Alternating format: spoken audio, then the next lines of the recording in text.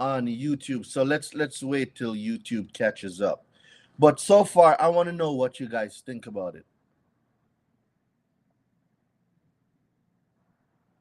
I am Majestic 247. Do you want to come on the live and let's discuss what you think it means?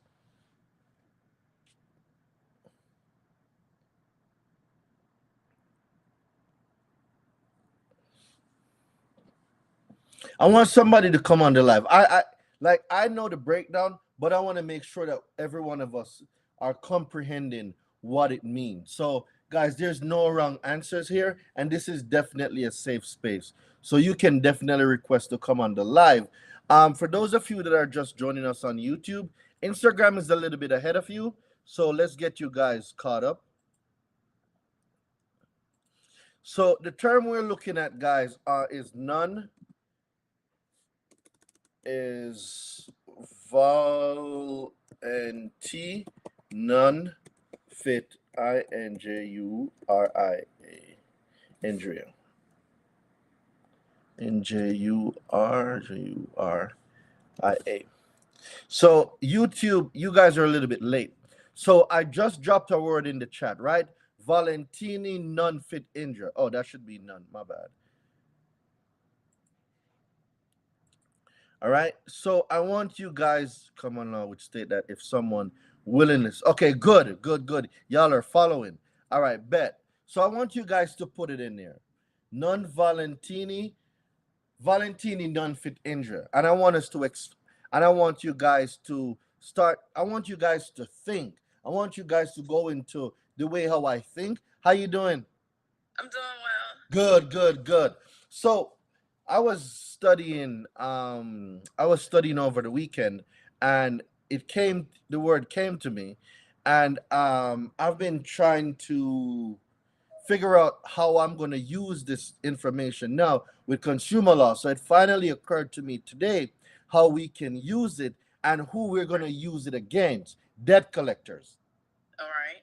So it fits the defense of a consumer when dealing with debt collector, especially if you go to court.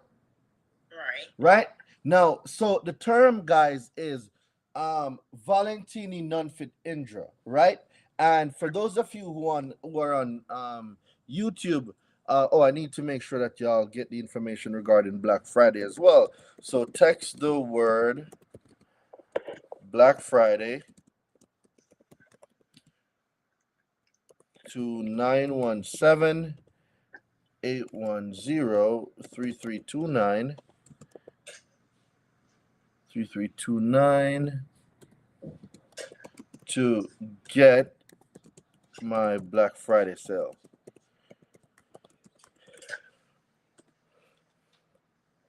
All right, how do you pin this damn message now? See, this is why I need my tech people online, you know. How do you pin this message?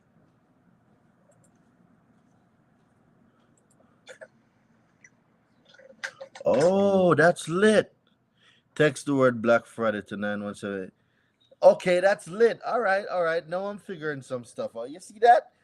All right. I just figured some stuff out. All right, cool. So, guys, text the word Black Friday to 917-810-3329 to get my Black Friday sale. So, tonight we're talking about Valentini non fit injure. What does that mean? So, I definitely want to hear your interpretation of what you think it means. Guys, don't forget, can you share this live also with 5 to 10 people? Let's give the live some boost. Let's get some more people on.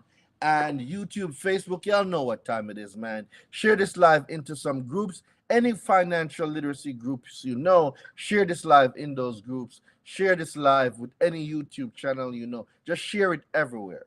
So, what do you think this maxim of law is saying, Queen? When you read it, I want you to read it, and then let's talk about it. Okay. It says, "Volenti non fit injuria." Mm-hmm. To in the Latin, it says, "To a willing person, injury is not done." It is a common law doctrine which states that if someone willingly places themselves in a position where harm might result, knowing that some degree of harm might result, they are not able to bring a claim against the other party in tort or delete. Volenti applies only to the risk which a reasonable person would consider them as having assumed by their actions. Thus, a boxer consents to being hit and to the injuries that might be expected from being hit, but does not consent to, in parentheses, for example, his opponent striking him with an iron bar or punching him outside the unusual terms of boxing. Volenti is also known as a voluntary assumption of risk. A voluntary assumption of risk. Now, shout out to my guy, Edwin. Edwin, I got some new sauce, bro. Y'all are going to love some stuff that I figured out today. Now, I want y'all to think about it. When a debt buyer buys debt, what does a debt buyer do? They take on the risk of someone else. Yes, they took on the risk of defaulted accounts. So if you knowingly, willingly took on the risk of defaulted accounts, knowing point blank off the rip that these consumers might not pay you anyway, how are you going to cry injury going to a court? Yep, exactly. You see, I want y'all to think the way I think. When I read this today, I was like, oh my God, debt collectors, another nail in the coffin. Wow. If you willingly took on the risk to buy bad debt, how can you cry foul about a consumer that you know probably wasn't going to pay you anyway, about you being damaged, and you want to drag this person to court? But the reason why they win so much is one, because the consumers don't have me as a coach, right? And people comprehend that coaches shorten the path to success. And a lot of people want to figure it out themselves, and that is great. But y'all are not coming up with these things by yourselves. You're like, the reason why coaches are important, and why I tell people all the time, joining the university is not for my health, it's for yours. You need to learn how to defend yourself.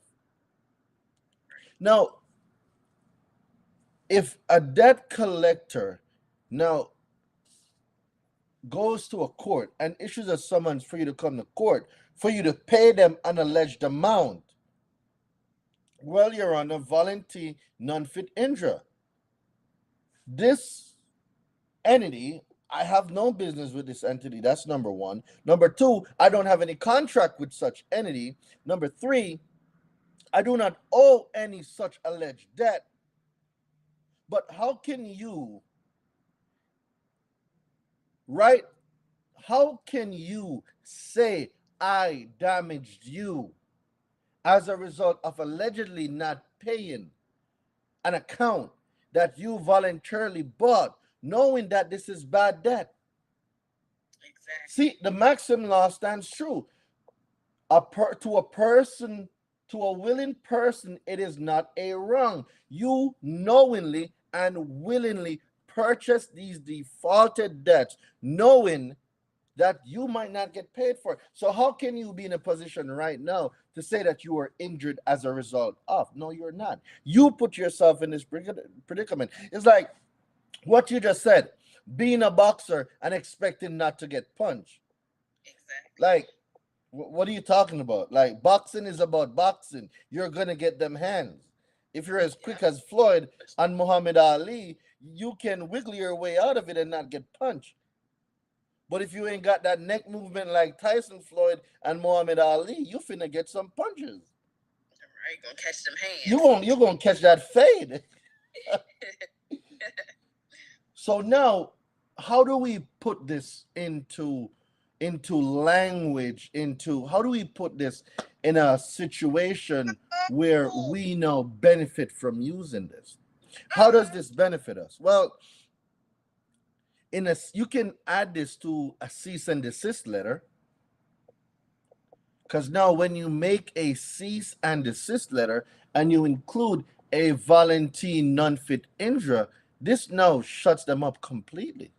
Because first of all, you're letting them know to cease communication, and then you're putting the 13th nail in the coffin by using the volunteer non-fit injurer, and you now are able to say, all right, I wish you would take this to court because we're using this maxim law. Because if you willingly took on this responsibility of bad debt, you can't cry foul because you're not getting paid. So to a willing person, it is not a wrong. The legal maxim holds that a person who knowingly and voluntarily risk danger cannot recover for any resulting injury. Boom. That's a whole letter by itself. I think I'm gonna make that letter right now because that letter sounds fire as hell. Let me go make this debt collection letter right now. See, like I be getting these ideas and I'm like, boom, letter made. Like this is how I make my letters.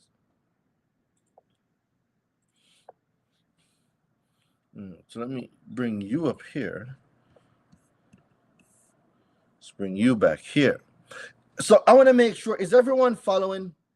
Like, is everyone following what's going on right now? Because we cracked the debt collection code just now. Y'all don't even know it. We literally just cracked the whole debt collection code.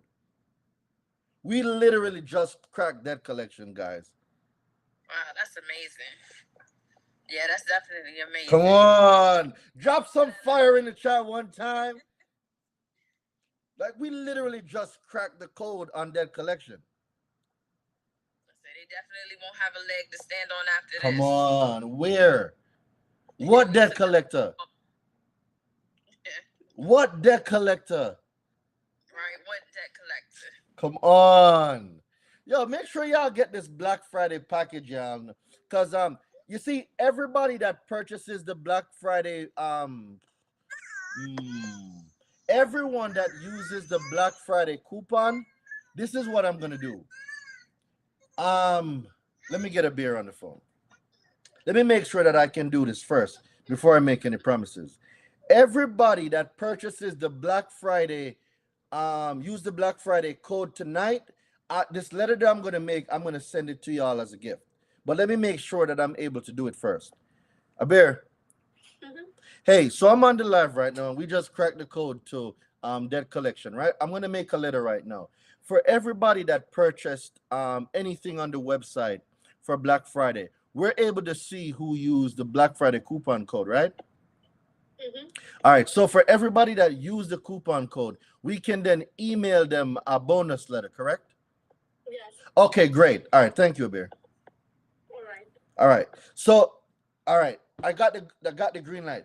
Everybody that purchases anything from the website right now with the Black Friday sale.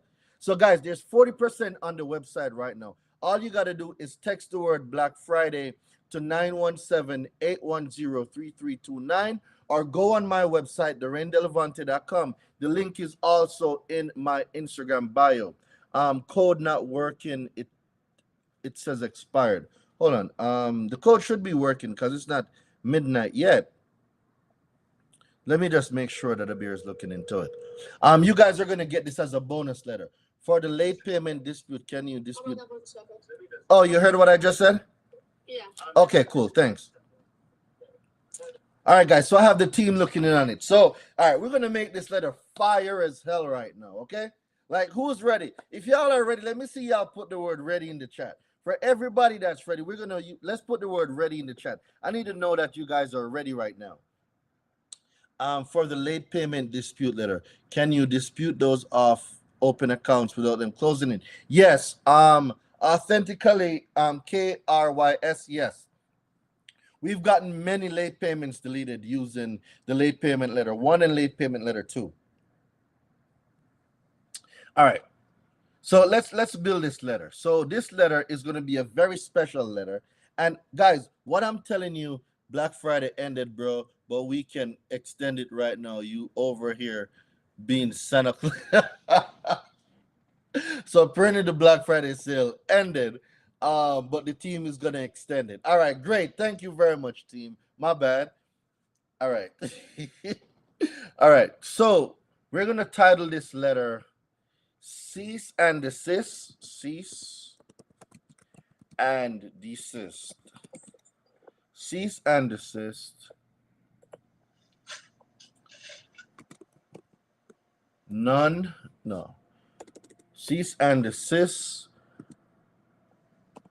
Volenti. None fit injuria. All right. All right. This is how we're gonna title this letter. So when y'all see this letter, y'all will know what this letter is about. Cease and desist volenti non fit injuria. So what goes through the credit hero's mind when he discovers some new stuff that he uses to make letters? This is what happened. I get excited, I get on the computer, and I start making the letters. Cease and desist. All right, cool. So underneath that, I'm going to just write this. To a willing person, it is not wrong. Boom. So when these debt collectors read this shit, they're going to be like, yo, I bet these people have been going to the credit hero class. We need to take out the credit hero, you know. I'm telling you. Game changer. No, I should have these in lower caps. Definitely lower caps.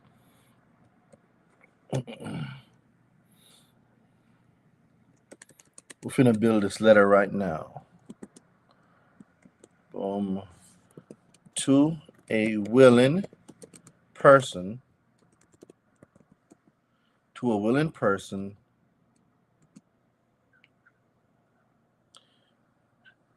It is not wrong. All right. So let's go into the meat of the matter now. So now you're going to have your address. You're going to have the debt collector's address. WRONG.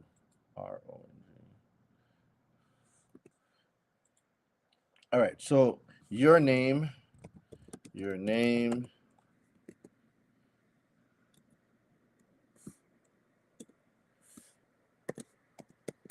address,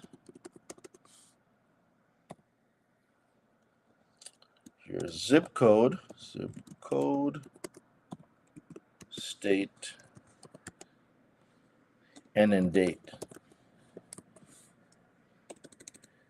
All right. Then the collector's name, debt collector's address,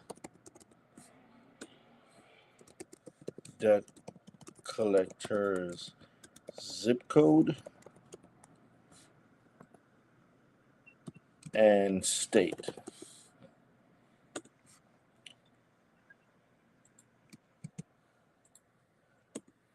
And then date. All right. So now we're going to put the title that we had at the top. We're going to put this now as the subject, right? Makes. All right. Boom. Make sure we put this as the subject. All right. Great. So then we're going to get into it. So this letter, it like, guys, when you make your letters, they don't need to be like 10 pages. You're getting straight to the point, straight law, straight facts, and you're out. It's not I'm going to write a whole paragraph. No, we're not doing that. We're not writing a whole paragraph. You're going to see how short this letter is, but it's to the point. Like, you read it, you get it. Thank you very much. I appreciate you always putting us up on game. You're awesome. Let's get into it. Let's get into it.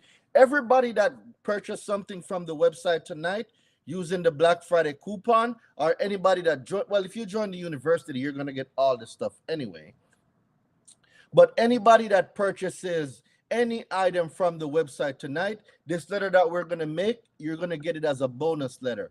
I'll make sure that the team emails this letter out to everyone that uses the Black Friday coupon code to purchase any item from the website tonight. This letter that we're making right now is going to be a bonus letter because we're here together, right? So this letter is going to be a free letter for everybody that purchased it, but this letter will also be on the website for purchase within the next 24 hours. I learned so much from you. I definitely appreciate it. I definitely appreciate it. Thank you very much. So let's get into it.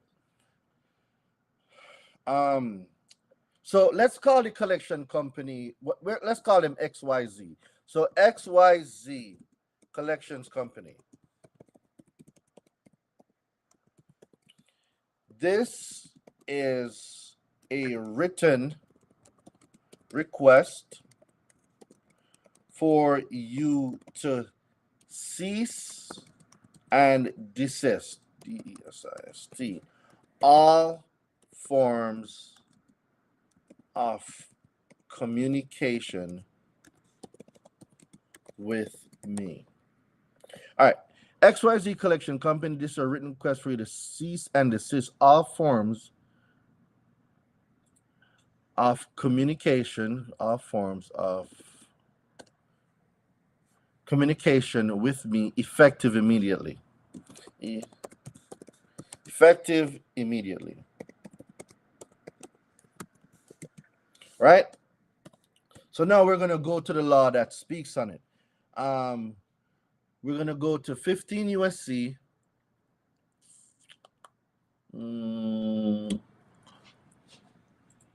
There's two laws that we want to visit. So 15 USC 1692 CC. That law speaks on ceasing communication, right? But it's also under 12 CFR. So let's go find the 12 CFR. So 12 CFR 1006. There's a section here, Regulation F, that speaks on ceasing communication. So we need to find that one. That's the one that we're looking for. Ceasing communication, right? In connections with a debt. All right. So under communications in connection with a collection, the consumer spouse, consumer nope. We're looking for communications with a consumer. Prohibitions regarding unusual and inconvenient time or places. Nope, not that one. Regarding consumer represented by an attorney. Nope, not that one either. All right, cool. So this is where we're looking for. C, communications with a consumer after refusal to pay or cease communication notice. This is what we want. So prohibition, except as provided in paragraph C2 of this section, if a consumer notifies a debt collector in writing that the consumer refuses to pay a debt or that the consumer wants a debt collector to cease further communication with the consumer, the debt collector must not communicate or attempt to communicate further with the consumer with respect to such debt. This is law, guys. I wish I could make all of this stuff up, but I'm not. It's just the law, all right? All right. Notification complete upon receipt. If pursuant to section 1006.6C1, right? A consumer notifies a debt collector in writing or electronically using a medium of electronic communication through which a debt collector accepts electronic communications from consumers that the consumer either refuses to pay a debt. Remember, I told you guys all the time, a consumer can refuse to pay a debt. Question, someone called me offering your class. Was he legit member from your team? It depends. You have to email me before I can answer that question. I do have a sales team, and my sales team does make calls. So if it was one of my sales team, then yes. But until you tell me the name of the person, I cannot give you a definite answer. But if someone's reaching out, definitely let me know, because I do have a sales team and my sales team reach out. I have an outreach program. So let's go into the meat of this, right? So this is the interpretation of what Congress is saying. Um, For cease verification, complete upon the debt collector's recipient of the information. The following example illustrate the rule.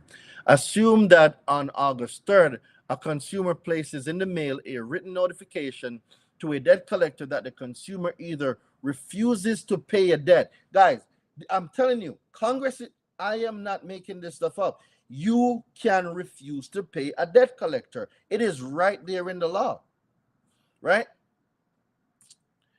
A debt collector that the consumer either refuses to pay a debt or wants the debt collector to cease further communication with the consumer pursuant to section 1006.6C1 on August 4th, the debt collector sends the consumer an email. All right, so we know these things, right?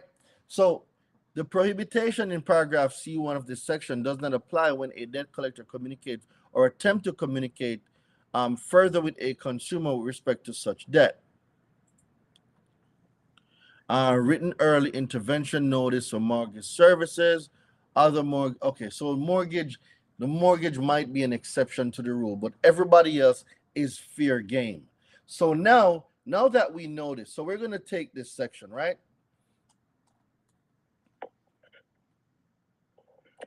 So 15, we're going to use two laws. So we're using section, let's post that there. We're using 12 CFR. So what's going on here? Okay. So 12 CFR. Boom.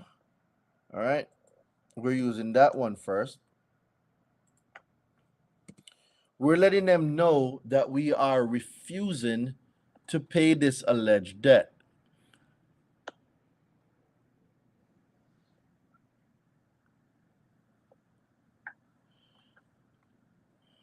Where is it?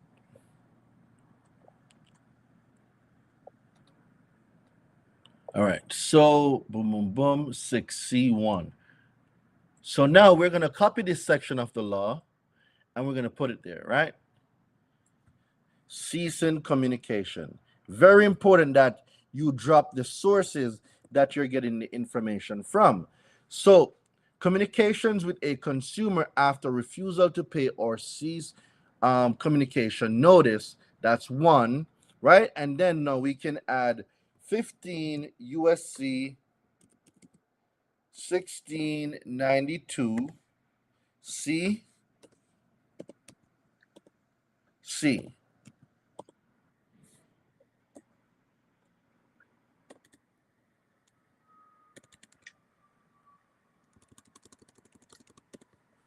USC 1692 C. Boom. CC. All right. And then now we're going to go over to 1692 CC and we're going to let them know that communications, we're going to go down to ceasing communication. And we're going to add these parts to it.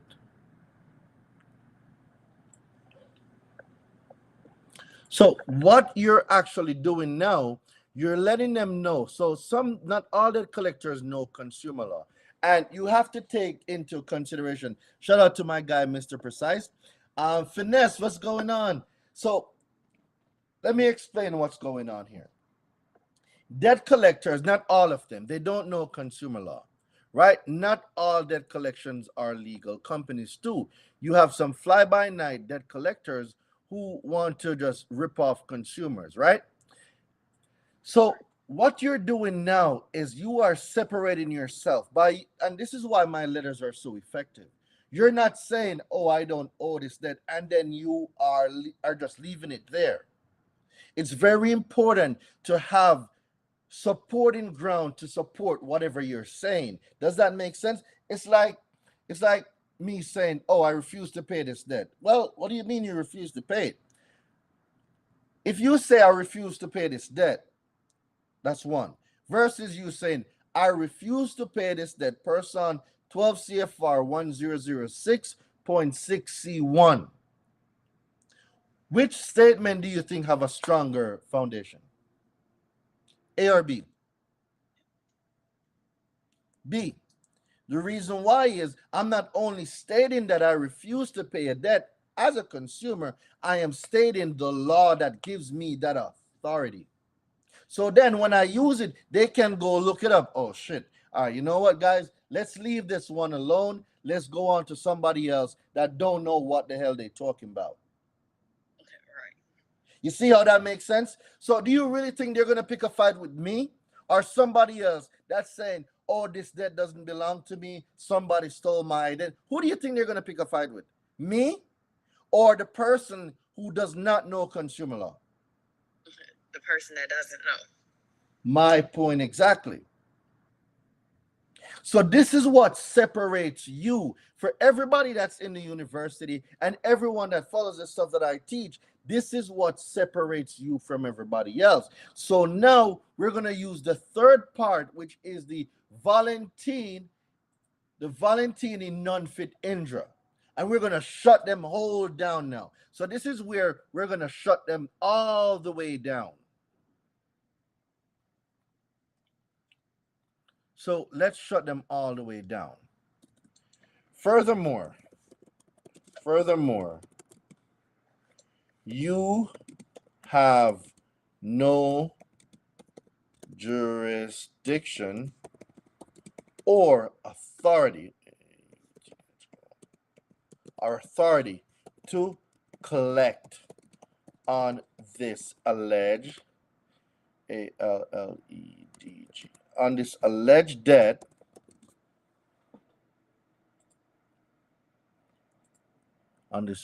you furthermore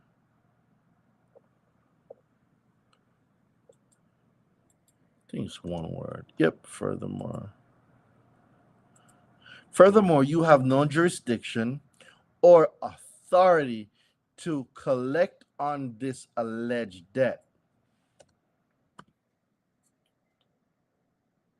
So for here, there's a section of the FDCPA that I like to use when it comes to jurisdiction. This should be 15 USC 1692 G. I think it's G. When it comes to jurisdiction, nope, it's not. Where is it? Legal actions, it's I. 1692 I. Right? And then in 1692 I, legal actions by debt collectors, nothing in this subchapter shall be construed to authorize the bringing of legal actions by debt collector. So I'm going to take that because I know it exists, and this is why it's important for y'all to be in the university, because I'm telling y'all, there's so many things in the law that y'all don't know. So I'm going to throw this jurisdiction part in there, boom, because I know it exists. So I'm going to throw that in there. And then I am going to throw my maxim law in there to end it. So I'm going to use now my maxim. This is the whipped cream on top with alcohol infused. So if y'all know about that type of whipped cream, y'all know if y'all get it, you can get buzzed off of whipped cream. It's called whippahol, right?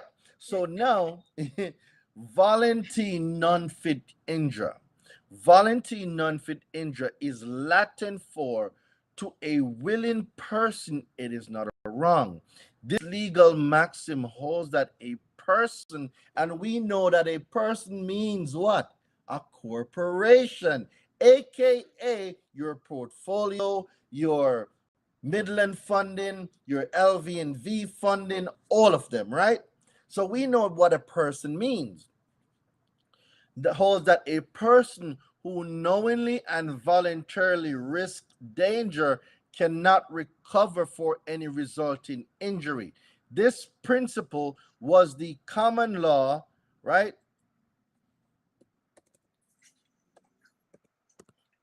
Is the common law basis for the assumption of risk doctrine. So now we are going to say you XYZ collection knowingly and willingly purchased purchased or was assigned this alleged debt knowing that you might not get paid. No, that sounds premeditated. No. No. You were assigned this alleged debt knowing fully the consequences and risks that came with the possession of said alleged debt, you cannot. Now I'm gonna put in you cannot in cap letters. You cannot cry, injury, injury, or damage for risk you willingly assumed to take on. That shit don't make no sense. All right, so let me correct some words. Consequences, purchased, possesses. Boom. So, all right, UXYZ collection knowingly, and willingly, why, purchased or was assigned this alleged debt or debts, knowing fully the consequences and risks that came with the possession that came with the possession came with the possession of said alleged debt. You cannot cry injury or damage for risk you willingly assumed to take on. And then I'm going to put here again non-Valentin, Valentin non-fit injuria, and this ends this. Well, not yet. I'm not going to end it yet. Take on. And now in bracket, V, boom. All right, this letter is now complete. So now I'm going to tell them to delete this alleged debt, ALL, debt from your database,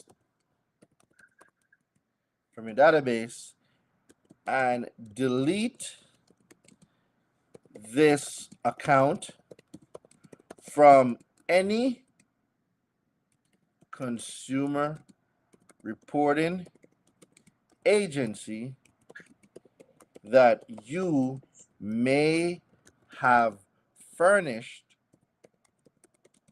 this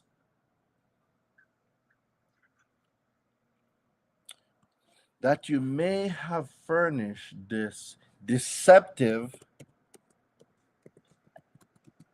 and inaccurate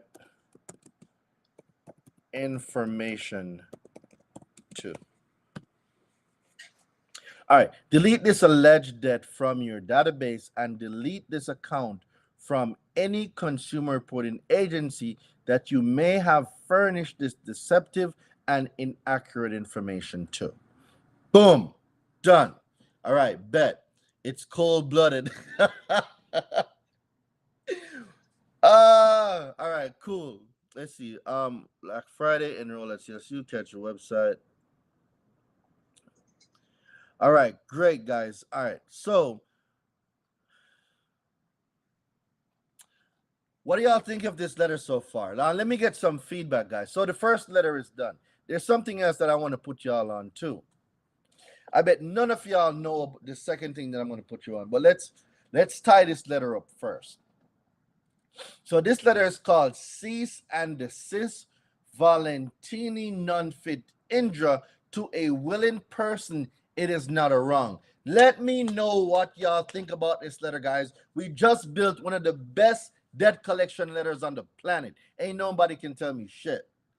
This is one of the best debt collection letter I've ever written because I just learned this stuff today. There is no escaping this letter.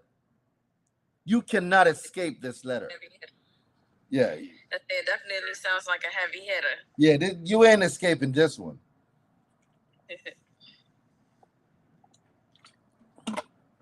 And I be telling y'all guys, I be just vibing out and like the idea just come. And I'm like, all right, boom, let me run over to the computer. I'm going to go build this fire letter. Like, my letters are not computer generated. They're not templates. Like, y'all literally see, we literally just built this whole letter right here. And that's the level. Like when you come into the university, this is how I want you guys to operate. I want you guys to be able to see things and be like, oh, no, you ain't escaping this one. Let me go just get on my computer real quick. I'm going to build something for your ass.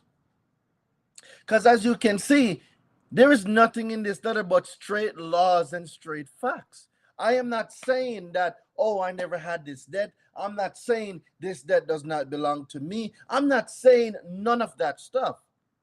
Whether the debt is yours or not, I don't care. The law says a consumer can refuse to pay a debt. Boom, we're using that. The Maxim law also says that to a willing person, it is not a wrong. So if you know, can this letter be used for inquiries? It wasn't built for inquiries. This is strictly a debt collection letter. Can you modify it for inquiries? Maybe, but I haven't thought about it. So if you want to modify it for inquiries, there's no guarantee it's going to work. But I know for a fact it's going to work for debt collectors because that's what it was built specifically for debt collectors. When it comes to inquiries, you have to use laws that governs inquiries, and FDCPA doesn't speak on inquiries. It's a law that specifically speaks to debt collectors. So you wouldn't use FDCPA laws to attack inquiries. It don't make sense to use it. What is a bank open account without your consent? What is a bank? Or that should be what if a bank opens an account without your consent? That's called identity theft. I've seen so many videos of credit repair, and when I came across you, I found gold. Thank you very much. I really appreciate that. I really appreciate that.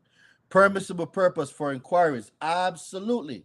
That's where you have to go. Permissible purpose, 15 USC 1681Q, 15 USC 1681B2, 15 USC 1681N, and 18 USC 1028A. Those are what you want to use for inquiries. But yeah, so everybody that purchases from the website tonight, and it's only sales from tonight. So if someone purchased yesterday, they're not gonna get it. Like if y'all are not on this live right now and purchasing this letter, you will not get it. And this letter is gonna be on the website. This letter is gonna be for $99. I probably should raise my letter prices, but I'm just gonna keep them there because I know a lot of people are in a lot of different situations. So I'm gonna send this to a beer right now too, so she can. This letter is fire. Sheesh. Let me send this to a beer right now. This shit is lit. Where am I gonna put it?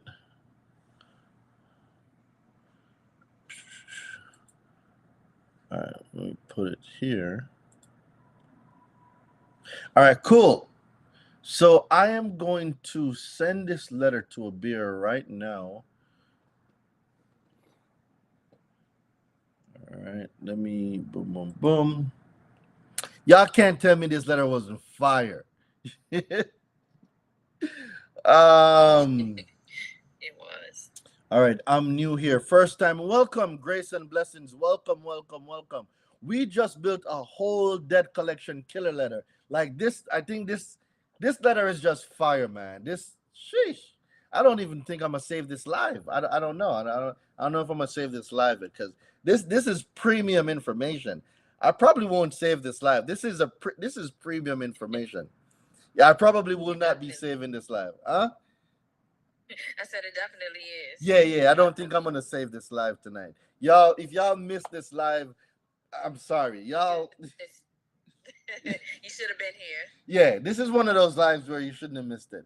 So let me make sure that I send this over to Abir.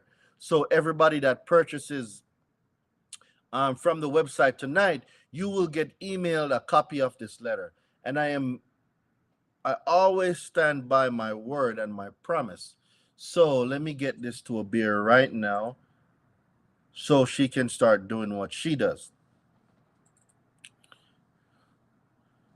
All right, there's something else now that I want you guys, that I'm going to talk to you guys about as soon as I ensure that Abir gets this letter. All right, so guys, some of y'all should be getting a text message about the Black Friday sale that's ending. I'm telling y'all guys, use the code, get the stuff from the website. Do the website have something to help me with identity theft? Yes, there is the identity theft letters on the website. The letter is the website is the link is in my bio, or if you text the word Black Friday, you can get it as well. A beer. Where is a beer? A beer. Let me make sure I send it. A-B-I-R. All right. Let me make sure I send this letter to a beer right now, so she can get it on the website. All right. Boom. All right. Just sent it. Let me call and make sure that she knows exactly what to do with this letter. So everybody that purchased any item from the university tonight, you will get a copy of this letter, and everybody in the university, you'll also get it. Abir, I just sent you the letter that we made on WhatsApp. Everybody that purchased tonight using the Black Friday coupon code, we're going to send this letter as a bonus letter to everybody, and make sure that we get it on the website for sale. It's going to be $99. And also, we put it in the university for the university students as well. Gotcha. All right. I appreciate it, Abir. Thank you. No problem. All right. Done, guys. So you see, I am a man of my word. So it's a $99 letter. You guys are getting it for free tonight. As long as you purchase something on my website, this bonus letter is free. So everybody that got something on the website tonight, we will be sending out this letter to y'all as soon as we confirm that you used the Black Friday code and you made a Black Friday purchase. You will get a copy of this letter. It's the best debt collection letter I've ever made. I think this one tops all of them. It literally tops all of them. I need to take her to a nice steak dinner. Ooh, who's going for a steak dinner? I love me some steak. Who's going for dinner here? Will the live be in the university? And I normally don't save lives in the university. I don't know if I'm gonna save this live or not. I haven't been convinced yet. This is a different type of live, man. Y'all got me. No, tonight I don't know yet. I don't know. I don't know. Let's see how I feel by the end of the live. And oh, shot. Damn, I don't have my drink beside me. Damn, I don't have a. I'm gonna take a shot of water. You take a shot of water. I do not have a drink beside me. All right, cool. The next thing I wanted to talk to you guys about is, let me know if you guys have ever heard of this before. Let me get this back down here.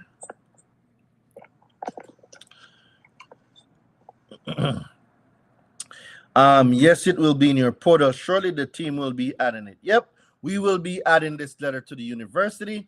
Everybody that made a Black Friday purchase, you will also get a copy of this. I just jumped on. Please save in university. Absolutely, Kimmy. We'll make it work. We'll make it work. We'll find a way to make it work. Now, have you guys ever heard of the holders rule before? Holders rule. Holders rule. Have you guys ever heard of the holders rule before? Where's the chat? Let me put this here. All right. So for everybody on YouTube and Facebook, it's easier for me to share the link versus Instagram. But I want you guys to look it up. What the name of the letter? The name of the letter we just made is called Cease and Desist Volenti Non Fit Injuria. That's the name of the letter. To a willing person, it is not a wrong. That's the title. That's the title of the letter. Who has ever heard of holders rule before? Name of this letter on your website.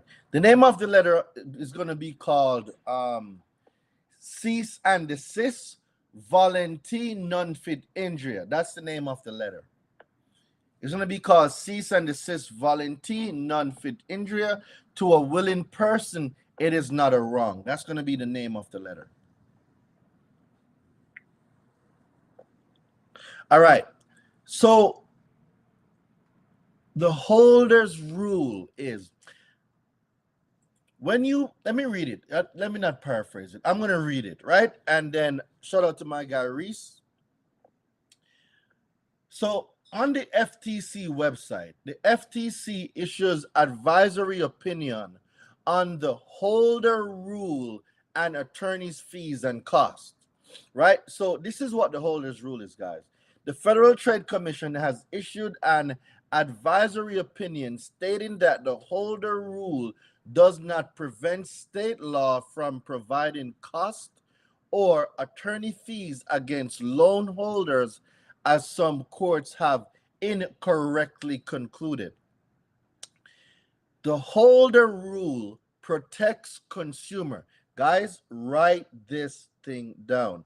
Is it good for medical collections? Yes. Like medical, you will be able to get so many medical collections deleted with this letter. I'm going to say this one more time. For everybody that got medical collections, this letter we just made is going to melt. Doreen, you talk too much. You be spilling the beans too much. Just know this is going to be a kryptonite to debt collectors. All right. So the holder rule protects consumers who enter credit contracts by preserving their right to assert claims and defenses against any holder of certain loans and credit sale contracts, even if the loans or contracts are assigned to a third party. The rule requires the seller to include the holder's notice in such contracts so that claims and defenses about seller misconduct, such as a seller's misrepresentation or breach of contract, are available to the consumer against the loan holder. I'm going to be quiet for 1 minute, and I want you guys to think of what I just said. Somebody's catching on to it. Is it good for mortgages? Absolutely yes. What do you think this holder's rule mean?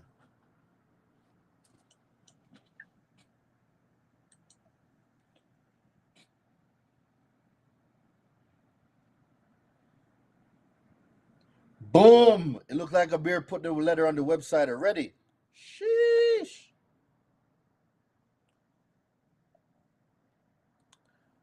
Um, a bear. Could we have like a design for this?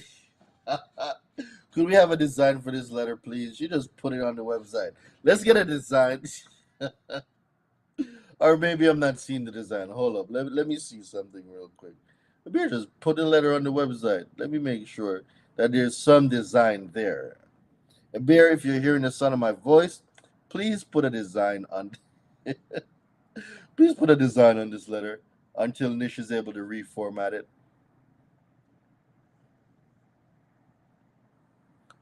Here we go. Collection cease and desist letter. Um, I wanted to add more stuff to the title. Let me get her back on the title. We have to separate this letter different from the other ones.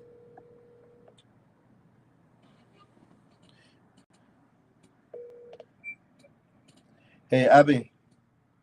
I'll put it in some details. Yeah. You see how you have collection cease and desist letter? Let's make sure we add the Valentini non-fit injuria to a willing person. It is not a wrong. All of that we need to add to it because that's what's going to separate this letter from the rest of them. I don't want them to think this letter is like the other letters because this one is different. So on the letter, the thing that you see at the top, cease and desist, Valentini non-fit injuria to a willing person. It is not a wrong. That's the whole title of the letter. Yep. Yeah, for some reason, it's not saving my edits. That's why. Okay.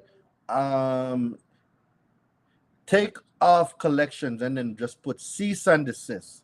Cease and desist, Valentini non-fit injuria, and see if that works. Okay. But it's important that we get all of this on there because this is what will separate this letter different from all the other letters.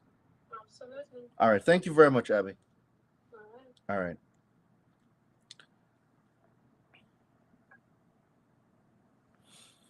All right. So, did anyone break apart what I just said on the holder rule? Come on, guys. We've been good so far. I need y'all to stay with me. Okay, within a third party contract, what category is it going to be under? Will it be under bonus section? It's going to be in the letters library and it's going to also be in the bonus section. So wherever the letters library is, you will be able to see it there. It's going to be in the university. All right. So since as you guys don't want to tell me what y'all think this means, Queen, tell me what you think it means. What do you get from it? The holder rule. I'm gonna read it one more time and let's go. There's no wrong answers here, guys. So I'm letting you know there is no wrong answers here. Okay. All right. The holder rule protects consumers. The holder rule protects you. Right? I want y'all to read it the way I read it. The holder rule protects you who enter credit contracts. What type of credit contracts do we enter into? Buying a car, retail installment contract, getting a home loan, your promissory note, the mortgage, right? These are credit transactions. These are contractual based, correct? All right. So it protects consumers who enter into credit contracts by preserving their right to assert claims and defenses against any holder of certain loan and credit sale contracts. Okay. Even if the loans or contracts are assigned to a third party. When you go to a dealership and you get financing, don't they assign that contract to Capital One, Wells Fargo, Bank of America, and all these different financial institutions that allegedly gave you a loan? They do. Okay. Yep. In that contract, the holder rule disclosure must be in there. Have you guys ever gotten the holder rule disclosure? The answer is no. No one's ever gotten it because they don't do it. Knowing this information, you are able to. So if you call Capital One and you let them know and you request the holder rule disclosure that you signed that should have been given to you and you didn't get it, and they're saying, oh, you need to hold the dealer liable. Or let's say something happens with the car, right? And the 30 days passed and something happens to it, and Capital One is saying, oh, you got to go back to the dealership. That is a lie. Capital One, this is an example. Capital One owns the contract. All rights and liabilities have been assigned to Capital One. So if you have an issue with the car that you just bought that's over 30 days, it is Capital One's now responsibility to fix whatever is wrong with the car. They cannot send you back to the dealership. The only way that can happen is if the dealership accepts and say, hey, you can come back and we'll fix it for you. But with this holder rule, whoever owns the contract owns all the liabilities. So if you didn't get your truth in lending disclosures, if there's violations of truth in lending, violations of the finance charge, or any violations under the civil liability section of the truth in lending based on the contract, the holder of the contract is liable. Wow. You said a lot right there. It's a lot. But these are the things we don't know, but like the law is on our side. Wow. And something like this recently happened to a friend of mine too. It did? Yep, it sure did. And she found out that the vehicle wasn't even owned by the dealership. It was owned by someone else, by another another organization. Wow. Hold on. Shout out to my guy Motart. He's always buying badges. Drop some fire in the chat for my guy one time. Like, guys, if what I'm saying hits, y'all can get some badges, you know. You can get some badges. Don't be shy to get some badges. If you're on YouTube, guess what? I take tips too. You can tip me on YouTube, god damn it. Like, if it's a bar for you, I need to see y'all be dropping some fire in the chat. Like, I need to know that you guys are receiving the information. Guys, the holder rule now becomes a disclosure that you can request. Please use Mohila in an example. Let's see what Mohila is. I've never heard of Mohila before. So let me look up Mohila and see what Mohila is. Google. Mohila. What is that? Mohela.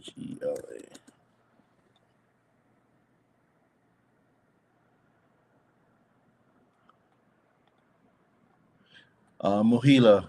This is a student loan servicer. So if you're asking, can this be used for student loan servicers? The answer is yes. The holder rule can also be used for student loan servicers. So if that's what you're asking, the answer to your question is yes. All right. So let's finish what the FTC is saying. And guys, shout out to Finesse. Just got a badge. Drop some fire in the chat one time for Finesse. Ooh, Vita. Shout out to Vita in the building. Drop some fire in the chat for Vita. Drop some fire in the chat for Finesse. Drop some fire in the chat for Motards.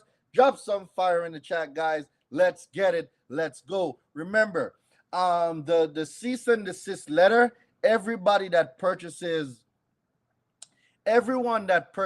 the a Black Friday item from my website tonight, you guys will get this letter for free. It will be a bonus letter that I'm gonna keep the wave going. Let's go. Let's go. Let's go. Let's go. Let's go. All right. So the rule requires. So let's see what requirements come under the holder rule.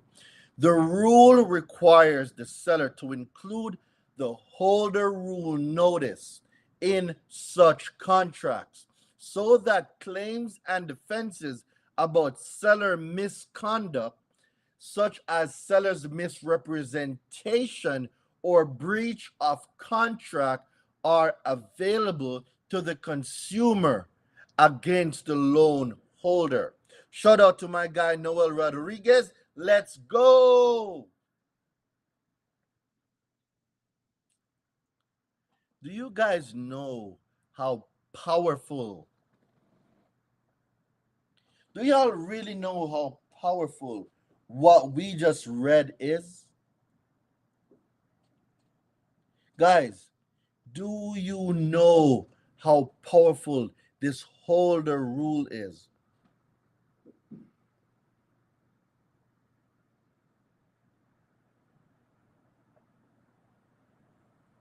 This is powerful stuff.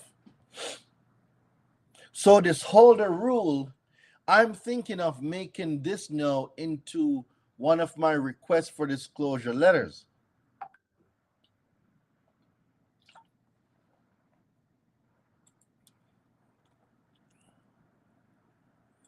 See what's going on.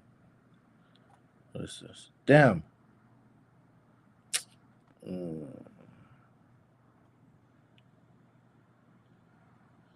Damn.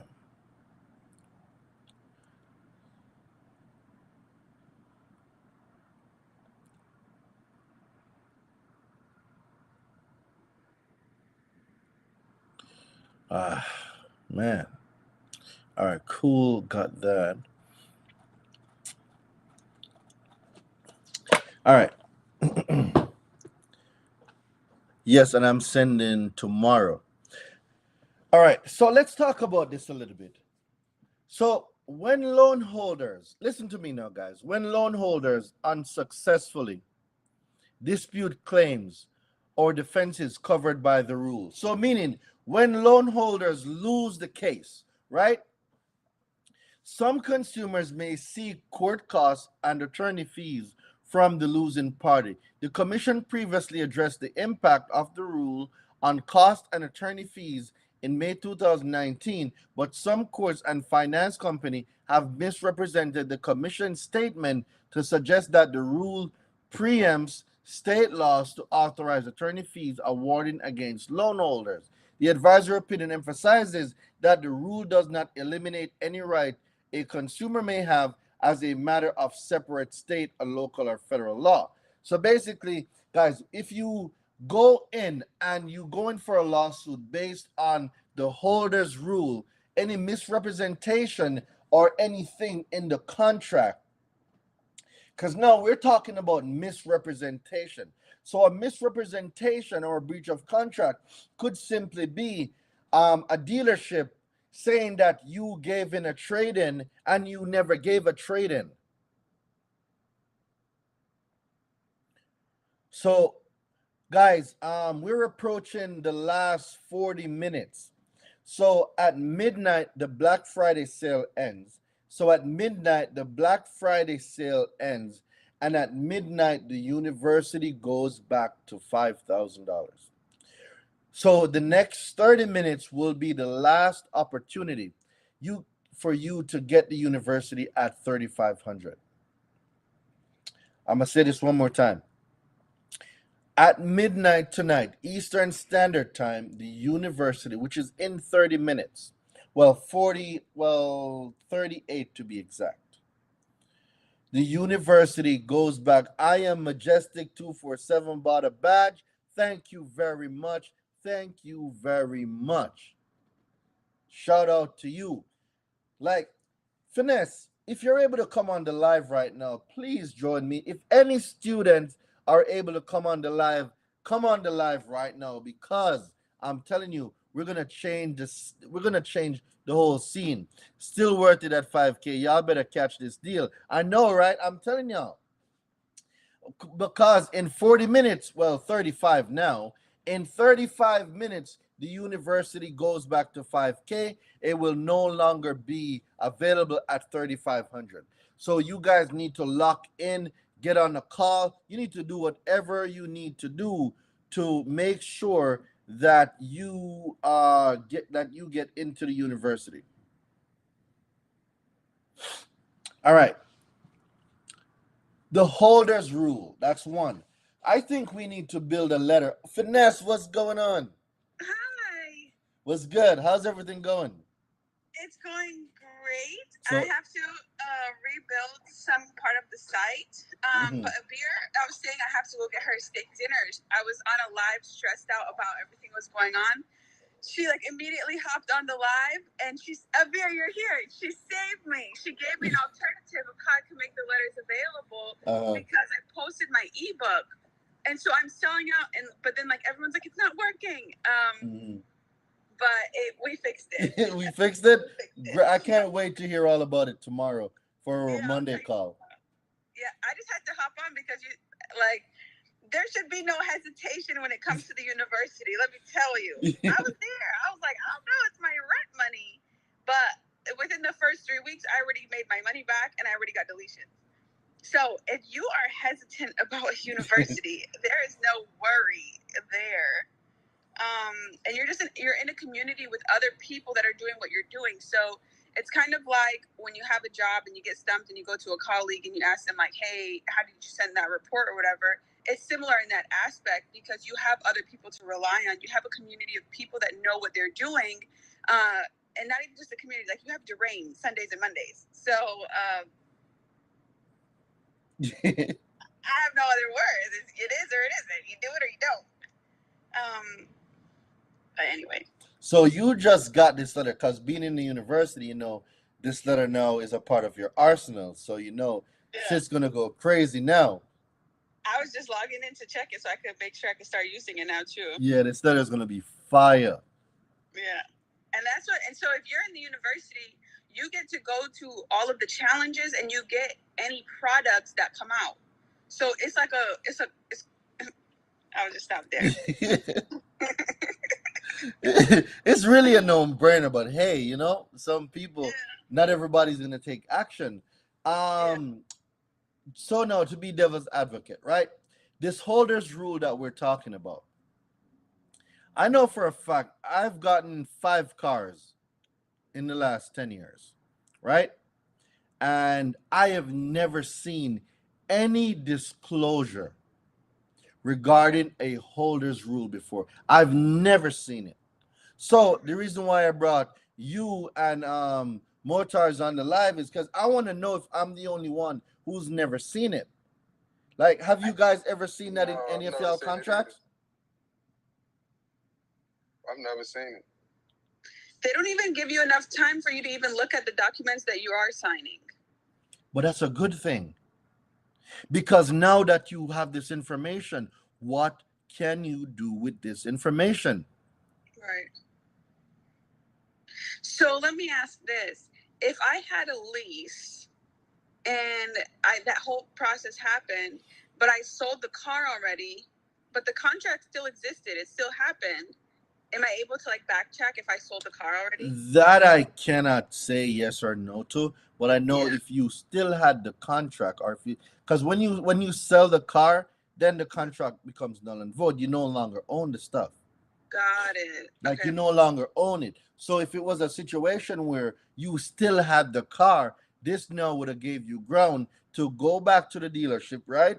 Boss the asses around, but the financial company, remember, they're taking an assignment of a contract, and they're taking an assignment of a contract. They're in their mind, even if they know the dealer is crooked, they're gonna say, well, the consumer don't know shit.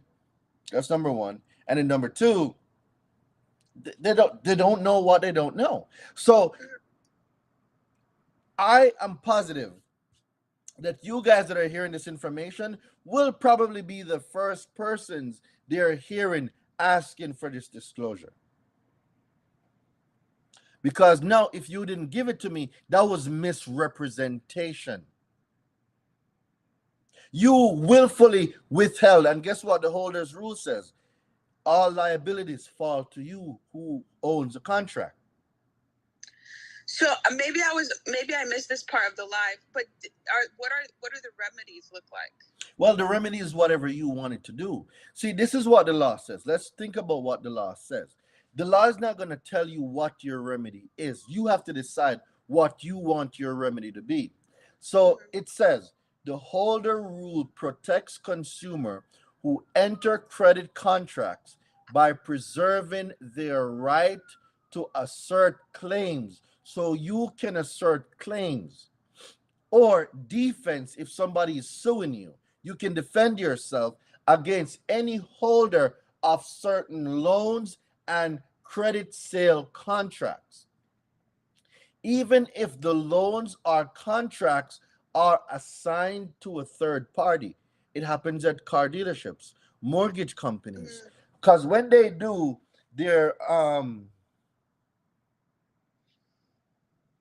when they do their collateralized debt obligation or credit default swaps or mortgage backed securities, when these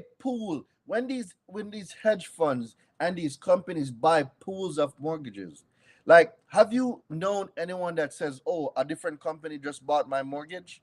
Have you ever heard that before? So there's companies that buys up mortgages. There's companies that buys up credit card debts. Those are called credit default obligations. There's companies that buys up loans, CDOs they call them, right? Mortgage-backed securities, credit default swaps. The same thing that led to the 2008 recession crash. It's the same thing that's happening now. House prices go all the way up. Consumers are buying, and your loan is secured. Yeah. So basically, what happens is whoever buys these contracts, whichever third parties buys these contracts, the rule and the laws and the liabilities still go with them. So a mortgage, if you didn't get your holders rule letters added to portal, see you inside. So to answer your question, Finesse, a beer just added the letters to the portal. Oh yeah. Right? So for everyone now that have these car loans and these banks, these Capital Ones, these Santander, and all these different loan companies that bought the contract that the contract got assigned to. If you're going to assert a claim, meaning you're going to bring them to, let's say, court. If you're going to bring them to court, all the laws and rules that applies to them. Thanks for joining us. How's it going, sir? Good. We're breaking down this thing, man, because there's so much information we don't know in these streets. Most definitely, man. Keep talking your talk, man. So I want y'all to think about it. The FTC says the holder rule. So it's called holders in due course. I'm sure some of you have heard this term before. Holders of in due course, right? The holder rule is an excerpt from holder in due course. So what the law is saying is that the rule requires the seller to include the holder rule notice. This notice in such contracts, these contracts must have the holder rule notice or disclosure in there. Because if you, the consumer, have an issue, you need to know who to direct your issues to. So by them excluding the holder's rule from the contract, that is now misrepresentation. You misrepresented the contract. So now I can go after you for damages. I can now say, well, it wasn't a binding contract because you purposefully withheld information from me. I'm going to request now my truth in lending disclosures. Where are those? Where did you give them to me and where did I sign them? Remember, under truth in lending, any violation under truth in lending is double the finance charge. And banks can't lend money. My point exactly. They can't prove it, so that's the power we got. So what I'm saying now is, now that we know this, okay, let's revisit truth in lending. Let's go find the violation, because If we didn't get any of these disclosures, it is a violation on the truth in lending. You are supposed to get these disclosures. It's a part of the truth in lending documents. Holders in due course is one of them, or the holders rule is another one of them. So now, if you're going to make a claim, if you're going in for an action, if you're going in for a suit, and you're using these, this is what your attorney to use. You can tell your attorney to use this. Probably some of them have never even heard of it. So I need to Not at speak. all. I need to speak to my consumer attorney tomorrow. I'm going to give him a call because I'm going to ask him about the holders rule and my truth in lending violations, and me asserting the fact that I need double my finance charge. Yep. So for sure. I'm going to start this action. I can't wait to hear about how. For sure. I want all the smoke. I want all the smoke. Right? I'm not scared of the smoke. I'm not. You can't. So what's going on, King? How's everything going? Introduce yourself and let the people know who you are. Yeah, my name is Ali. I've been, following you guys. You in particular, and Durang, been studying consumer law. And I'm also in your chat, finesse law as well. Oh, really? I mean, you're telling me. I was the one that actually inquired about the university and stuff like that. I don't know if you remember. I asked you, what was your opinion on the university? What'd I say? And you was like, Tell Durang what he said. You know what I'm saying? It's, just by having, you can study, all the consumer laws, so, the resources like the CFPB, FTC, and, stuff like that. But, when you have people to really explain it, like Durang yourself and everything like that, it just helps, Yeah. Stuff like that, so. It's like a study group almost. Yep. Yeah, And this is lit. Much valuable as well. Stuff like that as well. And the thing about the university, guys, is when I make new stuff, you're the first to get it. For sure. Like this letter now, everybody's going to have to pay $99. Unless they did a Black Friday, unless they bought something tonight where I'm giving it as a bonus, everybody else is going to have to pay $99 for it. For you in the university, this is totally free. Let me see if I can pull it up. It should be in the portal right now. So we just built it not even 30 minutes ago. But this letter is going to be one of the best debt collectors letters ever built. Most definitely. What was it called? Cease and desist non volentini injuria. Volentini non fit injuria. So if you type in cease and desist, it should come up. Cease and desist Volentini non fit injuria.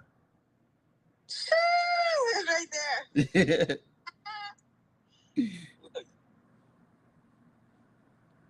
There you go.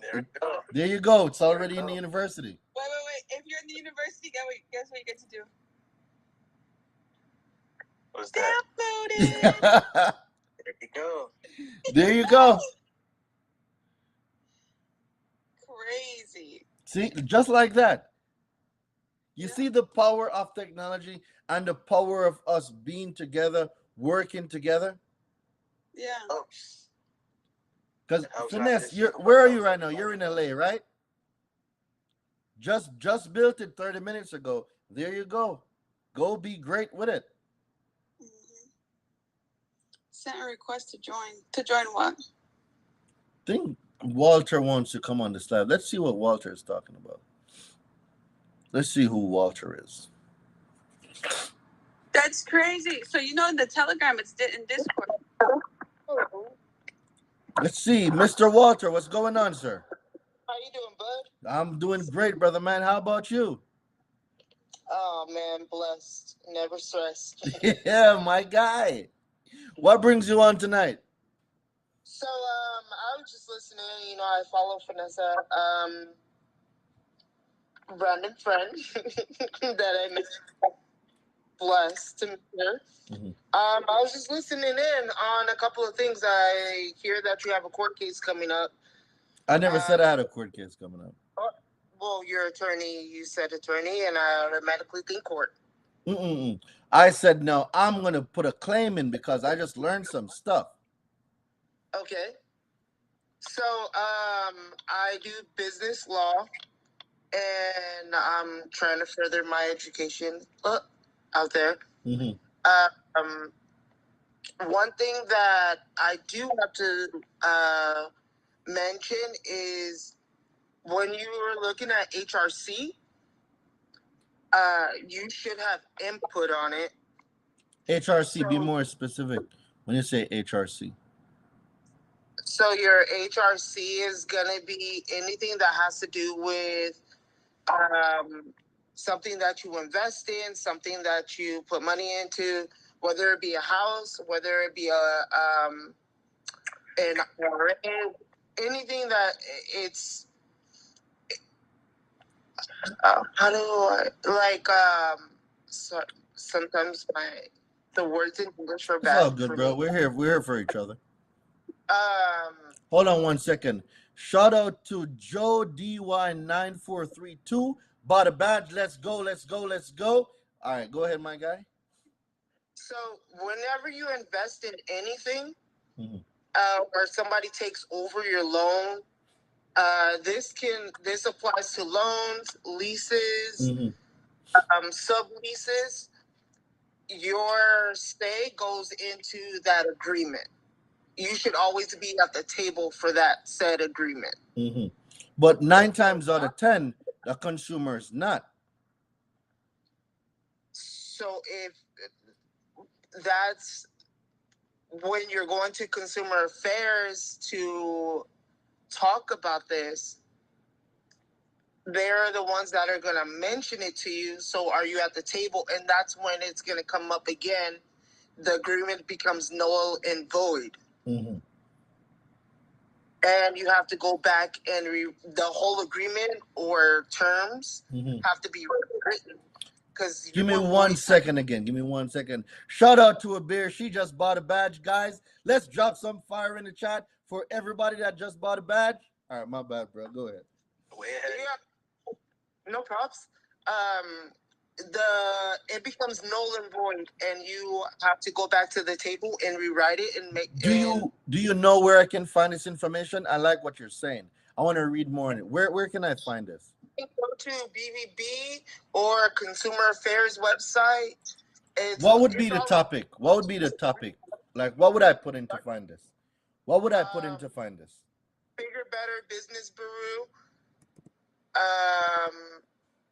Or if you go to the Consumers Affairs for, I don't know what country you're in. If you're in America, it's just consumersaffairs.gov. And it's like I think it's paragraph like 46. Consumersaffairs.gov? Yes. Can't you get it from the BBB as well? Yes, you can. Yeah. It'll definitely be on the BBB. I know that for sure. All right. Yeah, so go on the BBB website. Yes. I've seen it.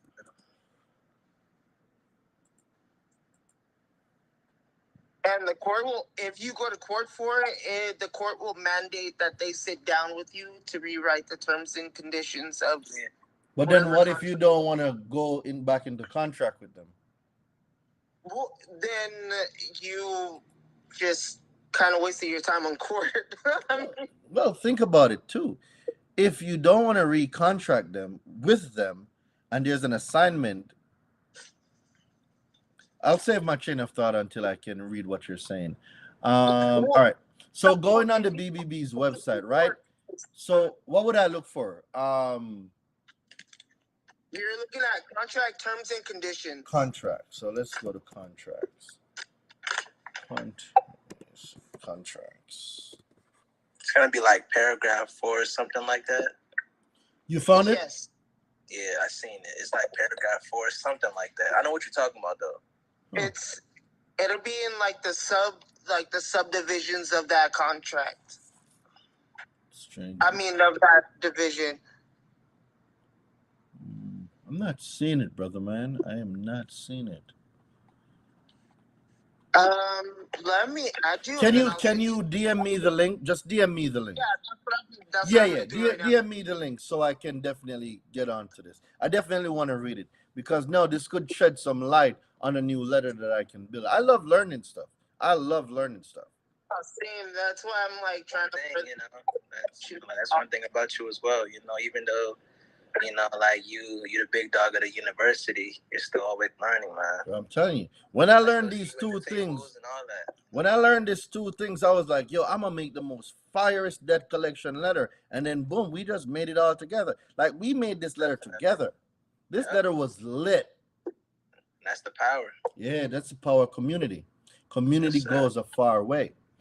Because What? I mean, I got into law after I bought my house in LA, and I got completely screwed over. And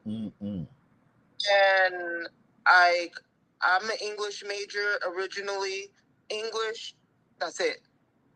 And people were like, "Yo, you got screwed over in this deal." And I just heard a lot of noise from a lot of different people. It's like, well, I got a lot of the wrong information in the beginning, so I just go out and do my own searching. And I went back to school, and I did my own like searching while I was in school. And I started learning all of these things, and now like I'm representing people in court. One second. Shout out to my guy, Jerica. I can't pronounce that last part. Just bought a badge. Drop some fire in the chat for my bad, bro. So like with me, everybody that gets a badge, I love to shout them up because I love to show people like their support is not going unnoticed. I love shouting people out. It's one of my favorite things to do. Sure. Fair enough, bro. All right. So basically, you're saying that now you represent people in court cases. Yes. Okay. Just for businesses and contracts. Contracts. So you specialize in contract law. So let me ask you a question now. I go to a car dealership, right? And I go to this car dealership. They didn't give me the holder's rule disclosure. They gave me none of my truth in lending disclosure. They only had the 4 boxes, right? The APR, the finance charge, what it's going to cost, and then the terms. But they never gave me a breakdown of how they calculated the finance. I mean, how they calculated the APR. Now, 15 USC 1637 speaks on the disclosures that they're supposed to give you, and 15 USC 1606 speaks on the breakdown of the APR. Now, in the document, they never showed me how they calculated any of this. I just saw that I'm paying an APR. And Truth in Lending says any violation under Truth in Lending, the first violation is if they knowingly withhold information from you, our disclosures, that's $5,000. And then any violation under Truth in Lending, which is 1640, is now double the finance charge. So if I know these things and I know that they purposefully withheld information from me, I didn't get any of my disclosures, especially the holder's rule disclosure or my Gramm-Leach-Bailey Act, what can I do? So first thing you want to do, if you want to take them to court or whatever, you want to go to your bank and let your bank tell you your ATV, loan to value. All right, your bank will tell you straight up, no, we're not going to finance that. 2, you need to see how many times your credit report was ran. So if your credit report was ran more than 2 times, that's already something that you can put. Like, you need to save those letters because they have to, by law, they have to send you a letter. Correct. If they have to send you. Correct. 100%. And it's right here too. Yeah. If your numbers, if what you're telling me, your numbers on the loan printout that they gave you, are everything where it goes to how much your monthly payments are, how much you put down, all that. Yeah. So in the scenario, those are there.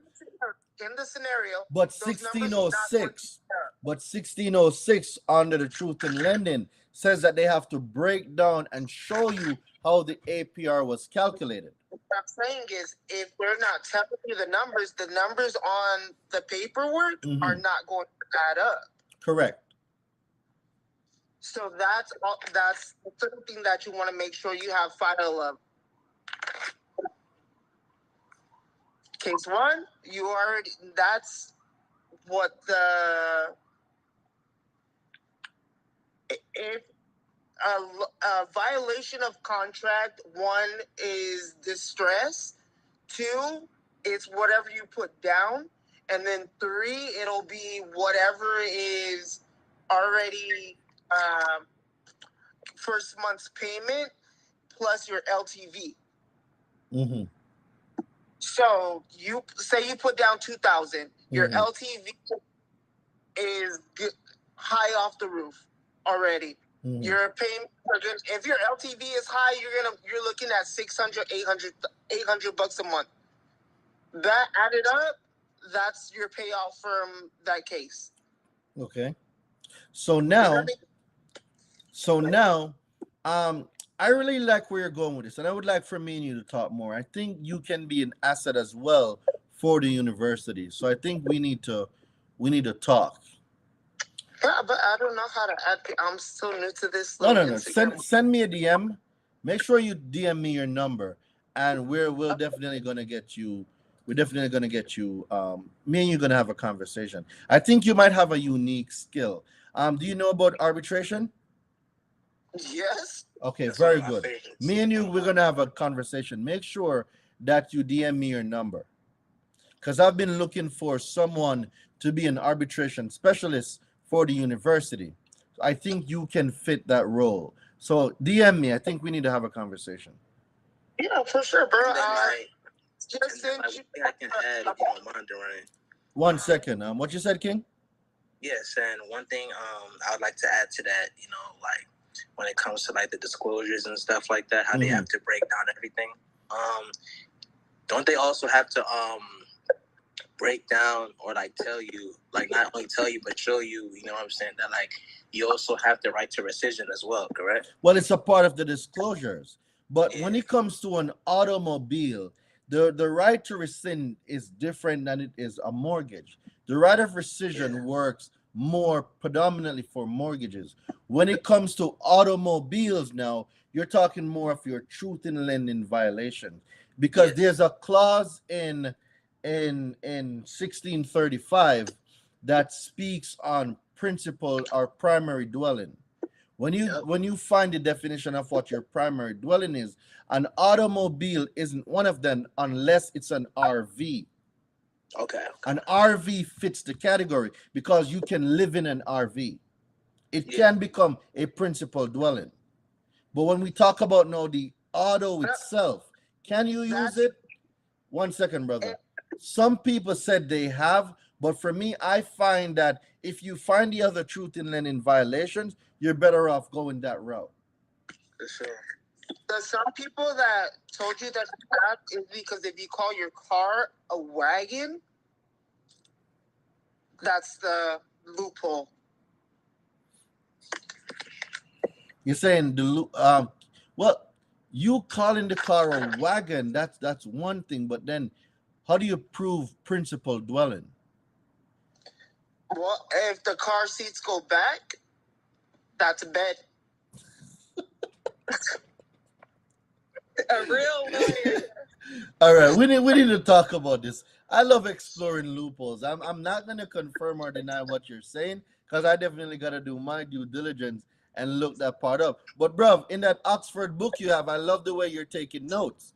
Note takers are money makers. I'm gonna let you know right now. Note takers are money makers. But Walter, I definitely want to have a conversation with you, Walter. There's a business model that we can definitely come up with. It's one that I've been meaning to put in the university. I just never had the time. If I had 10 of me, bro, I'm telling you, life would have been lit. But there's only one. But I do believe that one intelligent person can teach another intelligent person how to do something that intelligent person knows how to do. And it seems like you now have a neck for arbitration, and I think you can be a valuable asset. So shout out to you, Walter, for sure. Hey, I appreciate it. And I'm glad to always learn from anybody else that I can get it from. You know, you never stop learning. That's Absolutely. how I think ever. So yeah. So make sure you DM me your number, all right? Because me and you. So I'm talking to you right now. I'm gonna DM you as soon as I hop Yeah, off of this. me and you, we're gonna get on a call. I definitely want to have a Thanks for conversation. having me. I'm trying to see who all is in here. So, JV Productions. No problem. Good to hear, from you, and You as well, man. Most definitely got to connect as well, learn from if I didn't take notes, and I'm really like jotting down stuff that I hear. Vanessa, always a pleasure. You too. Yeah, I will definitely DM you and keep in touch, you guys. Absolutely, Walter. And yeah, you take it easy. Have a great night. All right, have a great night, Walter. And then Darain, I was also gonna ask you whenever you have the time, maybe after this live or whatever, if you can hop on just on a quick brief call, because I wanted to inquire about the financing for the university. Yeah, don't worry. But I have a team that takes care of that. The financing. So if you go to the link, I didn't get anything back. no. So go to the link in my bio. You're gonna see payment in 4. So when you go to the link in my bio, the sales team that I had to change the sales team. There were some calls that were not being called, and some people that weren't being called, and for some reason appointments were dropping off the calendar.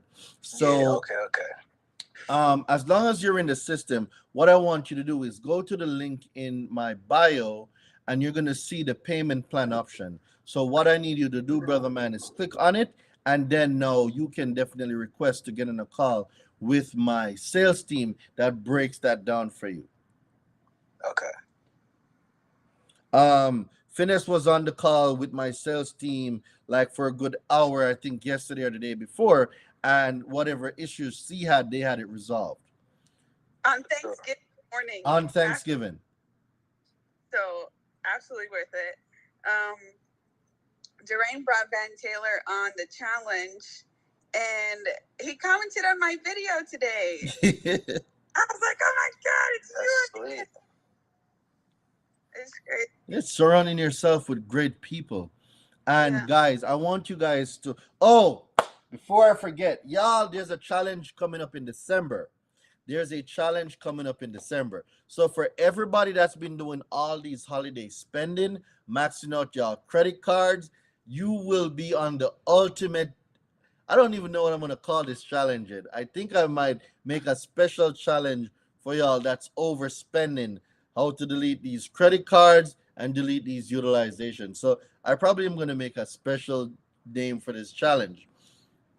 The holiday spending challenge. Now I'm gonna figure it out. We're figuring it out this week, but just know there's a challenge coming up in December. We'll have all the links and everything ready this week, and we will start letting you guys know.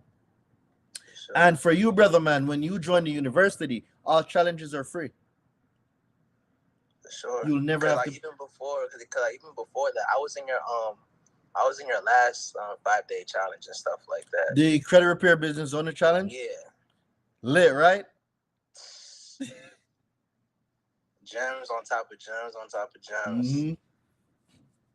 On top of gems, man. See my guy Carnegie in the building. Shout out Carnegie. So, guys, for those of you who don't know, Carnegie just crossed over the 800. So let's drop some fire in the chat for Carnegie.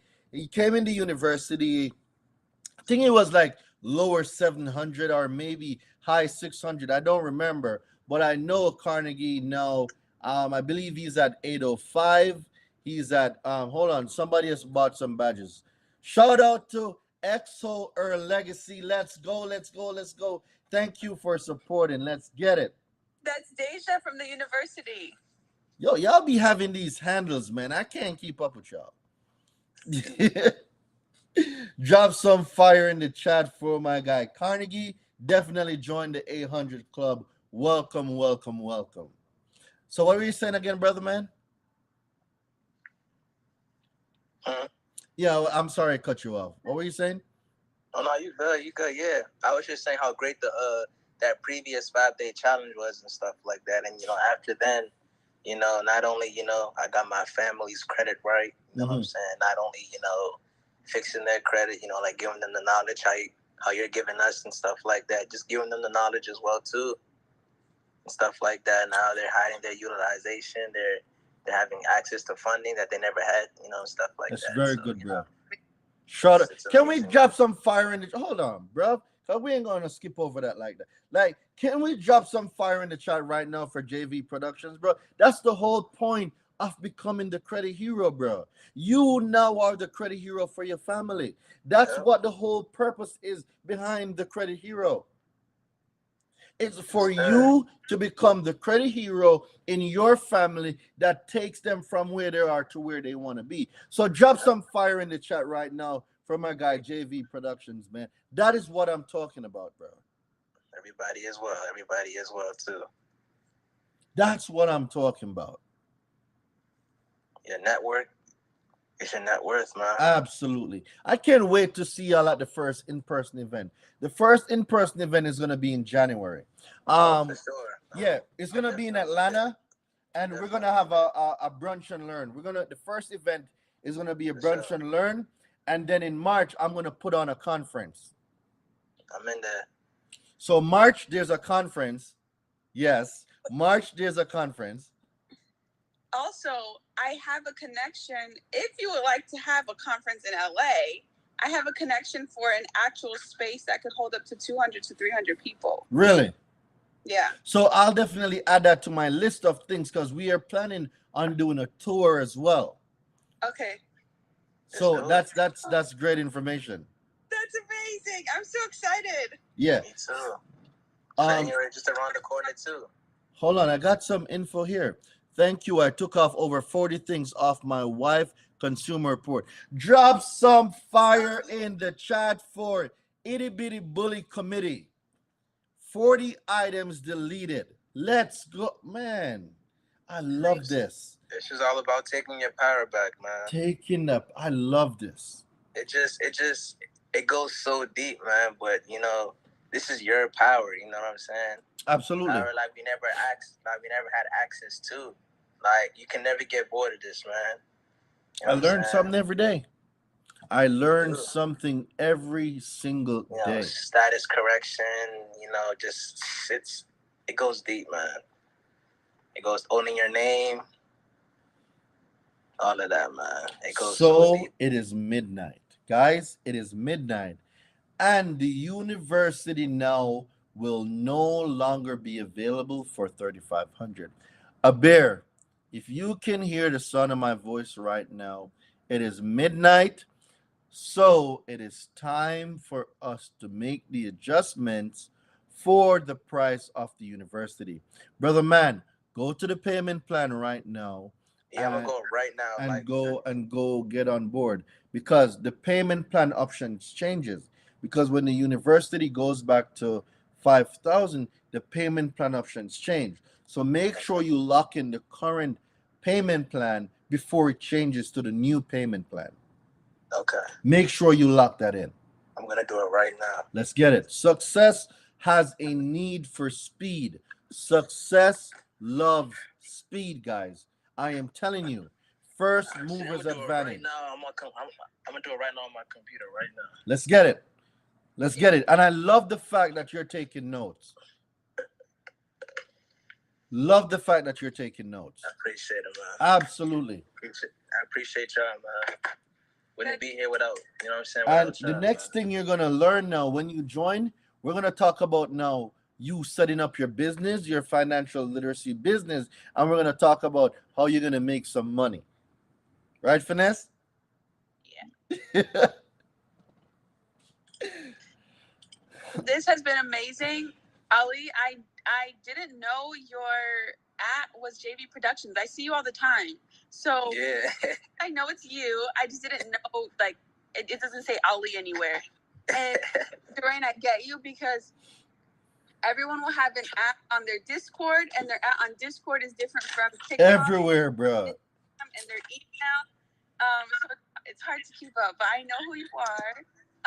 It is about 9 p.m. and I need to do a test for my Cyber Monday. Go handle your business. So I will Go make some money.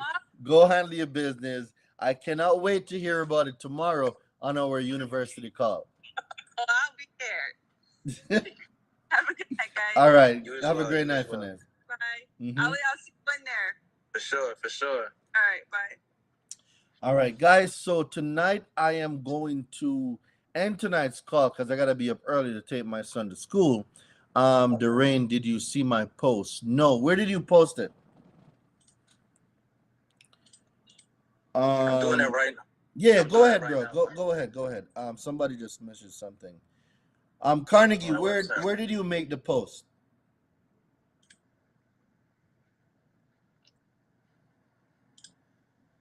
On your story. All right, let me check. Let me check.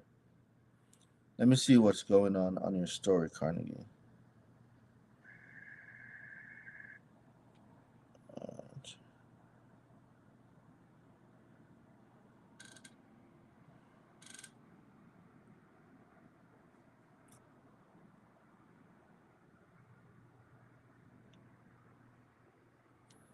Triad.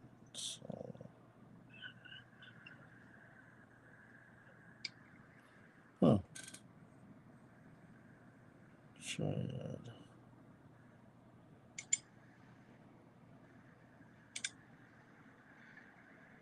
Wait, did you already make the adjustment to the higher price, or it's still at the 35 right now? It's still at the 35, but the payment plan, okay. the payment plan, it's not for when you do the payment plan, it's not 35. The 35 is if you're paying in full. Oh, okay.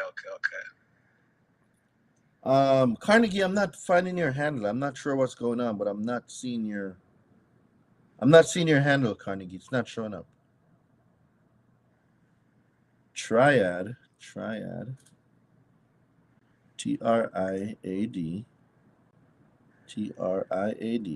Triad.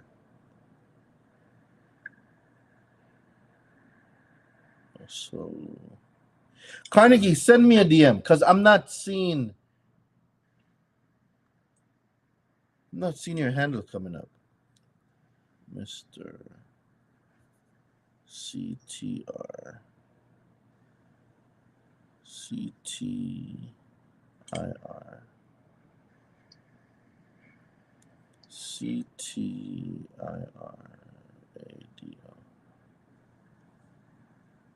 Oh, okay. Cyber Monday sale. Yes, Carnegie. Yep. I see it. Love it.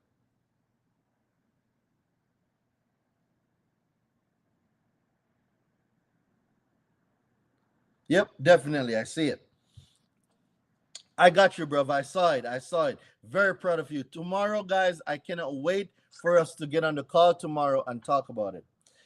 So guys, so that's it for tonight.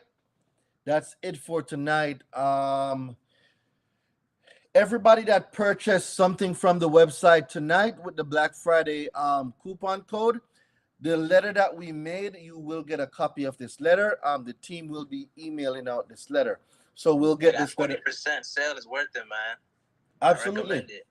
Absolutely. Got all the letters, man. Mm-hmm. And for everybody that got the letters tonight, the letter that we just made, were you on here when we made the letter? Yeah. Lit, Ali. I'm telling you, that letter. I'm telling you. That letter is gonna be a hitter, bro. I'm telling you, and it's chill, man. And listen, like not even just that letter, but all your letters, you know what I'm saying? Yeah, my bad. All right. Pat myself on the back real quick. Yes, sir. Bro, I love making these letters, bro. I love making these letters. Man. I just love, just using, you know what I'm saying, like just using the examples from your letters to like create your own letters. You know, yeah, that's the goal. That's the goal, brother. That's the whole play right there. being able to do for self. That's the play. Yeah. Like, look at that. You know what I'm saying? I just breakdowns, you know what I'm saying? I would get your letters and I just have breakdowns and stuff like that. You know what I'm saying? Like, send me the proof of the debt. You know what I'm saying? Send me the proof of claim. You know what I'm saying? All of this. You know what I'm saying? That's amazing, man. You're gonna do extremely well, bro. I cannot wait for you to join the university and really start making money in your business. Cause man, I appreciate it, man. Yeah, bro. I appreciate you taking notes, bro. I appreciate you taking and notes. And like this is just me not only, being in Finesse's Discord and stuff like that, but just me putting in hours and hours, you know what I'm saying? Like just going through all the Cornell laws, FTC, like these agencies are here to help you and stuff like that, you know what I'm saying? So I just Absolutely. So imagine, you know what I'm saying? I appreciate it, man. To whom much is given, much is required.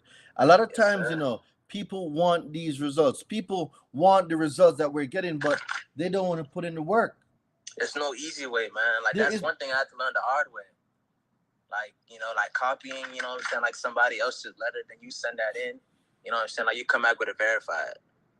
You know what I'm saying? Like it don't work that way, man. This is what it takes to be successful. Yep. Like copying people's letters and like sending them to the bureaus, like they're gonna send you a verified, you know what I'm saying? Like let me show some of y'all. I'm gonna show some of y'all when I really just started, right? Y'all are gonna guys, I'm telling you, let me make sure that everybody's seen. Guys, this is real stuff. This is real stuff. This is going through. Like, there's no skipping this part. There's no skipping it. You want to learn and master this stuff. There's no skipping it. There's no skipping it. This is why I love paper books, because I can highlight, I can mark in them. There's no skipping it. For everybody that's extremely great, you're going to see a lot of stuff. You're going to see a lot of markings in your books, a lot of studying. Yep, a lot of notes. A lot of notes. But people want these type of results, and they're not even willing to read a page. Like, you're not willing to even read a page. It doesn't work like that. It don't. And if you're going to come join the university and think we're just going to wave a magic wand and all the negative items get deleted from your credit, I'm hate to be the bearer of bad news. That's not how it works. It don't work that way. It doesn't. Cause like I said, like let's say like you go into like an arbitration court and stuff like that. Like they're gonna push your buttons, man. You gotta be knowledgeable of, you know what I'm saying, like what you're telling them, you know what I'm saying, and stuff like that. Cause these people, they don't wanna, you know what I'm saying, like they don't wanna pay you, they don't wanna comply and stuff like that, you know what I'm saying? So you gotta know what you're talking about, you know what I mean? You cannot skip the studying part. You can't. The reading is fundamental. Reading and writing. This is how you reinforce what you're learning. You gotta be taking notes. Got to. You have to be taking notes. Do you use UCC codes too? Absolutely, I use UCC codes. Look at that. This is why it's important, guys. Make sure you guys join the university. It's not learning the laws is one thing. You need a community. The community is priceless. The community keeps you in check. The community and the mentorship calls keep you balanced. The community is there to support you. Absolutely. Thank you, Brian. 100%. Community is key.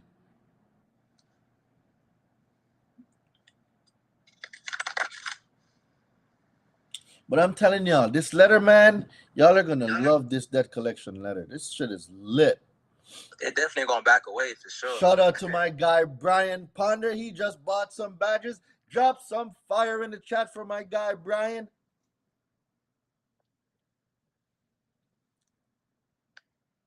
It's a game changer. Game changer. Yep.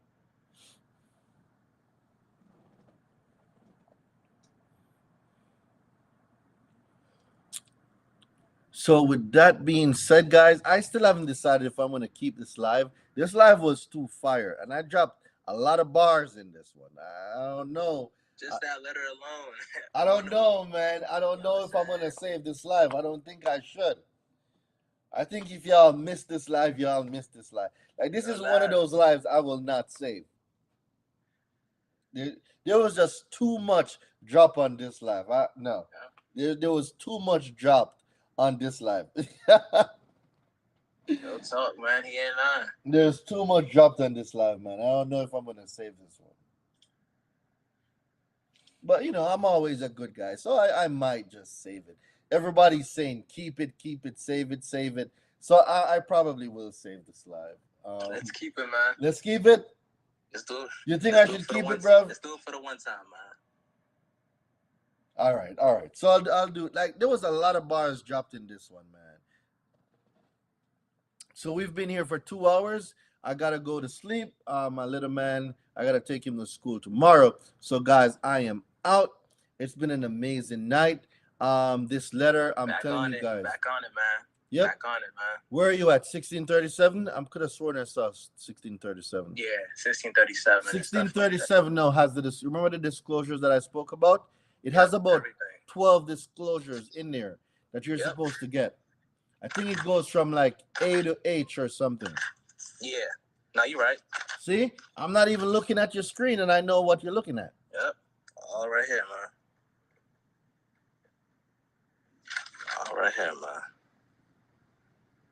They got to give you all of this, man. All the disclosures. They got to give you all of them, man. All the disclosures. All of them, man. And no, add to that the holders rule. So open a tab right now and put holders rule. Holder rule, so you can get familiar with it. Okay.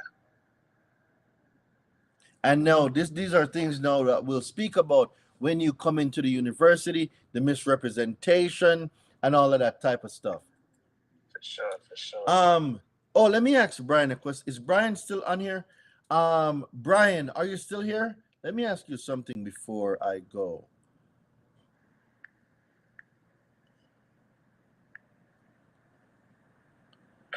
Let me see if Brian is still on here. I want to ask him something about misrepresentation.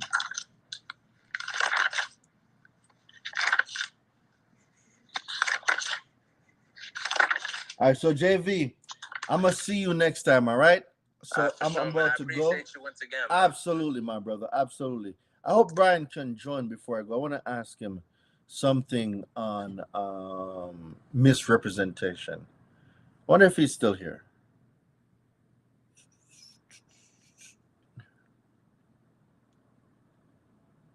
Let me call him and see if he can join me real quick. I hope he's still online. Brian.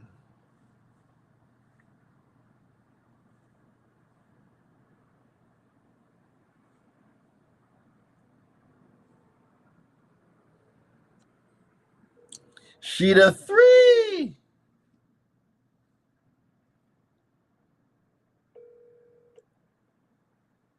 What's going on?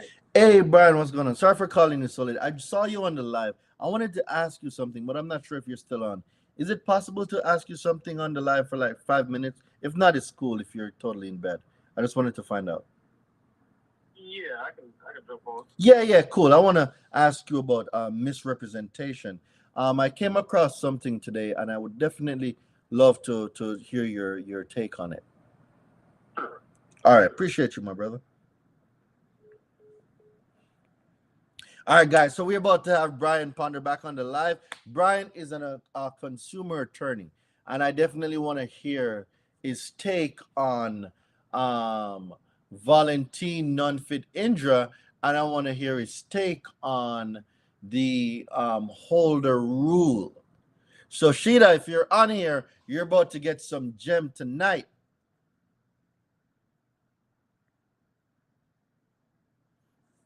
You are about to get some gem. I'm about to leave.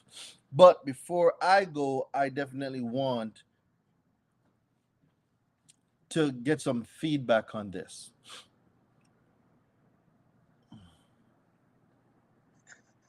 Mr. Ponder. Hello. I know it's very, very late, my brother. I do apologize. But I saw you on the live and I wanted to ask you a question real quick before I go. Are you familiar with the maxim Volenti non fit injure? No.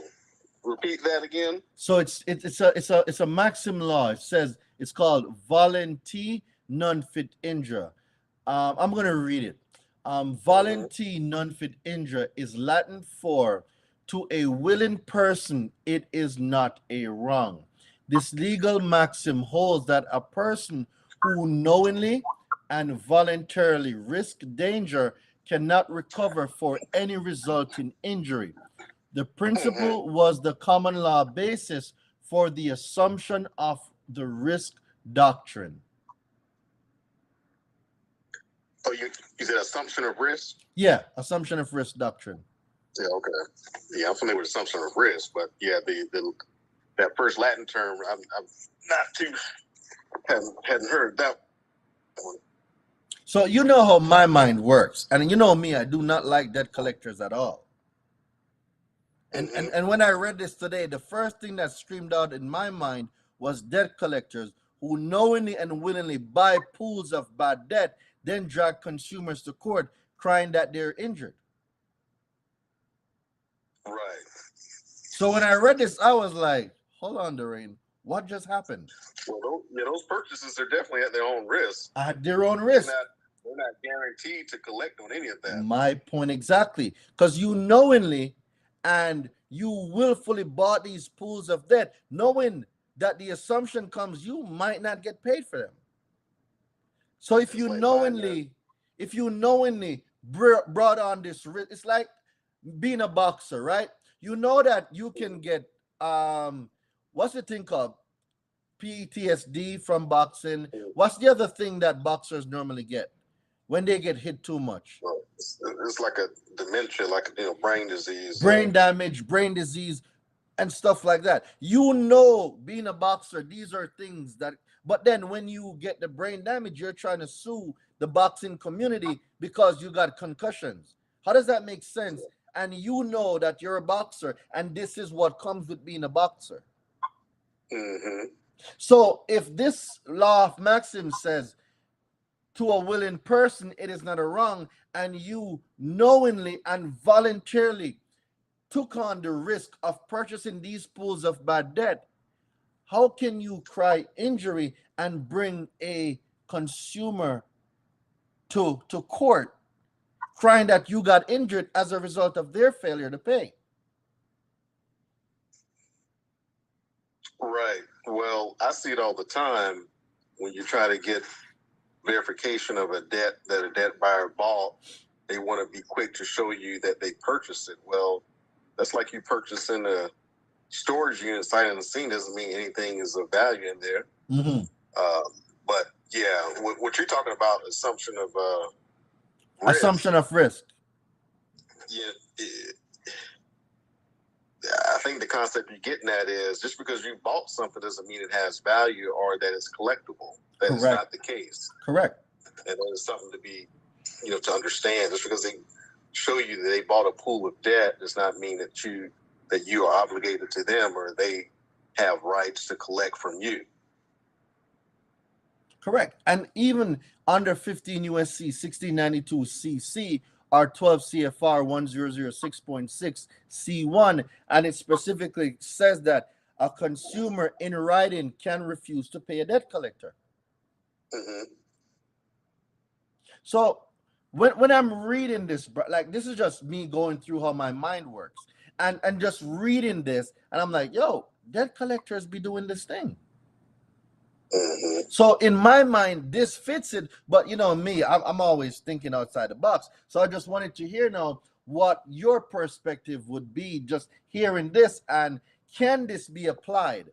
In my head, I already applied it. I already made a letter. It's a done deal, and it's gonna be a fire letter too. But in my mind, I'm like, yo, these debt collectors be getting over on consumer all the time, especially on debt that has about to reach the expiration of the statute of limitation, and the poor consumer don't even know that in 2 months this debt becomes uncollectible, and it's just like, yo, they're doing some grimy stuff out here in these streets. Oh yeah, all the time, all the time. I mean, I would say just the whole assumption of risk thing is just to ease to let them know that, well, just because you bought something doesn't mean that, you know, it's collectible. I don't think by itself to say, hey, you assume the risk, that doesn't necessarily you know, utilize the many things you could utilize in the FDCPA against them, but you are correct. I mean, they are assuming that risk, and just because they bought it does not mean that the consumer has to pay it. Correct. Those were my thoughts. So I just wanted to make sure that I wasn't crazy, because sometimes I'd be saying like, Doreen, you're talking some crazy stuff, bro. Right. No, I think you're on the right track with that.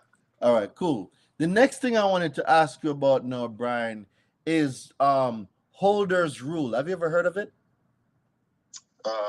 Well, Holder is a commercial paper concept.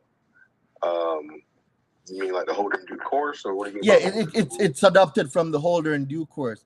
Basically, I was studying, and in my studying, I was on the FTC website, and this came up, right? And it says the holder rule protects consumers who enter credit contracts by preserving their right to assert claims and defenses against any holder of certain loans or credit sale contracts, even if the loans are contracts are assigned to a third party. In my mind, the first thing that came to my mind was auto dealerships and mortgage companies. They do it religiously, where they broker a deal and then they assign it to somebody else. Right? And over my 12 years of being in America, I've had 5 cars. I have never gotten a disclosure or a notice regarding the holder rule. No one has ever given it to me. And what I'm reading on the FTC website, it says the rule requires the seller to include the holder rule notice in the contract. And I've never seen it in any contract, Brian. And I just went over my auto loan contract. A holder rule notice is not in there. You say it's on the FTC's website? Yep, I can. You want me to send you the link? Yeah, you can send it to me. All right, I'll send you the link. It's mind-boggling, because the reason why the FTC brought it up, the FTC issues an opinion on the holder rule and attorney fees costs. So the loan companies, what was happening, Brian, is that when they lost the cases, they were saying that they don't have to pay attorney fees. Oh. And the FTC said that's not true, because some courts said that, oh, you don't have to pay attorney fees. But then the FTC stepped in and said that is not true. The consumer that won, you, the loan company or finance company, you are liable for that consumer's attorney fees. So they made a public statement on their website. Okay, well, that's a good thing for consumers. Absolutely. It's a great thing for the lawyers too. So I have never received any of these disclosures. And one of the things that got me too, Brian, is this. The rule requires the seller to include the holder's rule notice in such contracts. So it's not even an option. It's a requirement that must be in the contracts, right? And in addition to that, so that claims and defenses about seller misconduct, such as seller's misrepresentation, if are breach of contract. So, Brian, if notices and disclosures that are pertinent of nature is excluded or not mentioned in contracts, isn't that misrepresentation, or am I going over the edge, overthinking here? What's misrepresentation? Well, is representing something that's not actually proper. I would say something that should be mentioned in a contract that's not, you wouldn't call it misrepresentation. It's certainly a failure if it's a requirement. But a misrepresentation is when you have a representation that's wrong, not necessarily leaving something out. Leaving something out would be negligent. So that would be negligence. That would be negligent. But misrepresentation is you're representing something, but you're not. But it's improper. Wouldn't that be then representing a contract that is not, or representing the terms and agreement of a contract that is not actually true by negligently or willfully omitting pertinent information? Wouldn't that misrepresent the contract itself for what it actually is, or for what my repercussions are, or my remedies, or the things that I can do that I didn't know that I could do, but I could do it, so you left that out to ensure that I don't know how to hold you accountable? Yeah, I don't know. I mean, that's I guess a question of fact or interpretation. I wouldn't necessarily call that misrepresentation, but I understand your train of thought, but that fact pattern, I wouldn't say, oh, that's misrepresentation because you didn't put it in there. I wouldn't call it that, but that's not to say that you're not, correct on that. Like someone say, they fail a requirement. So what can I, as a consumer, do if not only one requirement was failed, but many? For instance, the 1606, to disclose how they calculated the APR. That's 1606. That's a requirement under Truth in Lending, right? And then when you go to the other ones in 1637, it has 12 different disclosures that a consumer is supposed to get. Brian, I have never gotten any of those disclosures. None of them. I've gotten a 2-page contract, but I've never received any of the disclosures. Right. So anytime you're violated, I mean, think about the end result you want in mind. You want to take advantage of anything you can. So if you're supposed to get disclosures and you don't, then take advantage of that to accomplish your end goal. If you're trying to get out of a contract, you can try to do that. If you want to, like someone said, make a claim, I mean, you have options. So sometimes when you don't get documents, like for example, you're talking about disclosures, but in credit card litigation, there's certain requirements before you can even open a credit card account. So what I make the debt buyers do is prove up that the card or the credit card account had an application or request to open. Without that, under the Code of Federal Regulations, you can't even open a credit card account. So you have to use that to your advantage. So if you're not getting disclosures and you're supposed to get disclosures, well, you may have some leverage to accomplish whatever you're trying to accomplish, whether it's a deletion or to avoid paying the debt. You just have to use it to your advantage. This is very insightful. Thank you. Thank you very much, Brian. Sure. Very well. Absolutely. Guys, give it up for my guy, Brian L. Ponder. He is a consumer lawyer. It's going on, I think it's going on, what, a year, 2 years now? We've known each other? Yeah. 2 years now. And Brian's always been a wealth of knowledge. And guess what? I'm moving to Atlanta next month. Oh, man, look at you. Yep, I'll be there on the 15th. All right. Well, I'll see you around. Yeah, so it goes back to the next thing that I'm going to speak to you about too. I'll be doing some in-person events, and it's definitely, I'm extending the stage to you. I would definitely love for you to be a part of these events where your expertise comes in.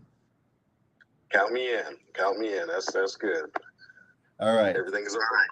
We're back live in person. So that'd be good. Yeah, so yeah, we're definitely running it up, man. Atlanta is going to be a game changer. Thank you very much for sharing your insights tonight, Brian. And, very welcome. I'll see y'all later. Absolutely. Thank you, Brian. Bye. All right, guys. So you see, I'm telling y'all, the credit hero, I'm telling you, I'll not be making stuff up here, man. I am not making stuff up over here. These things are law, guys. These things are law, and you guys are owed so many different remedies. You guys are owed so many different remedies. I'm not over here making nothing up. So, is that RB? Shout out to RB. You're up pretty late. Shout out to NYS Realtor. I do believe that should be RB if I'm not mistaken. Yep. Shout out to RB the Realtor. How are you doing, Queen? How are you doing? It's been a while. I am so happy that you decided to join us on the live.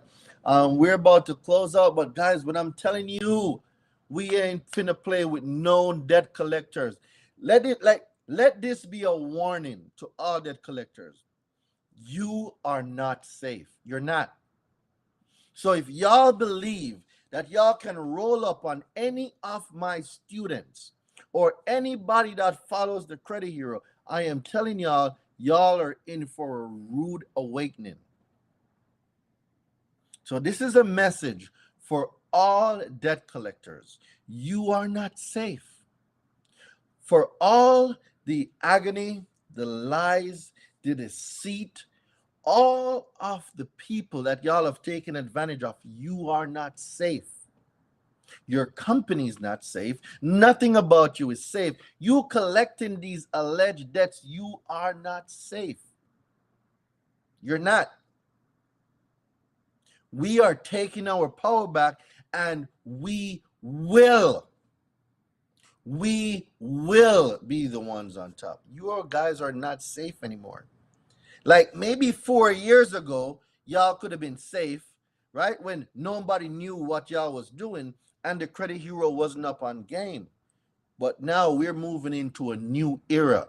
You are not safe. For anyone in my university, you will be equipped with the information you need to stop any debt collector in their tracks. You are not safe. You're not safe. You're not. I'm telling y'all, you are not safe. So, guys, the Black Friday sale is still on. I'm not sure if Abir took it down yet, but I'm letting you guys know. Go ahead and get the Black Friday sale that's going on into the university. Join the university. He ain't lying. Let's go. Let's go. Get on the university, guys. Get on the university. I am telling you, it will be the best investment you ever make. The greatest investment you will ever make is an investment in yourself. And through information, can we change our situation?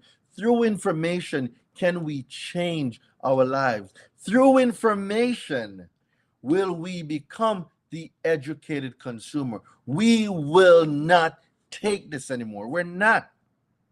I refuse. We refuse. We will not take this anymore. We're just not going to take it anymore. We're not. All right. So drop some fire one time in the chat for the credit hero. I'm about to go. Do not forget, text the word Black Friday to 917-810-3329.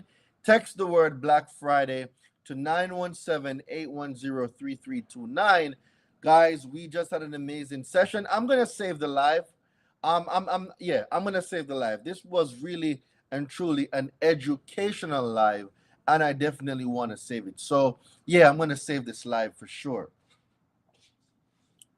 So everyone have an amazing night from your favorite island boy. Y'all know what time it is. Everyone have an amazing night.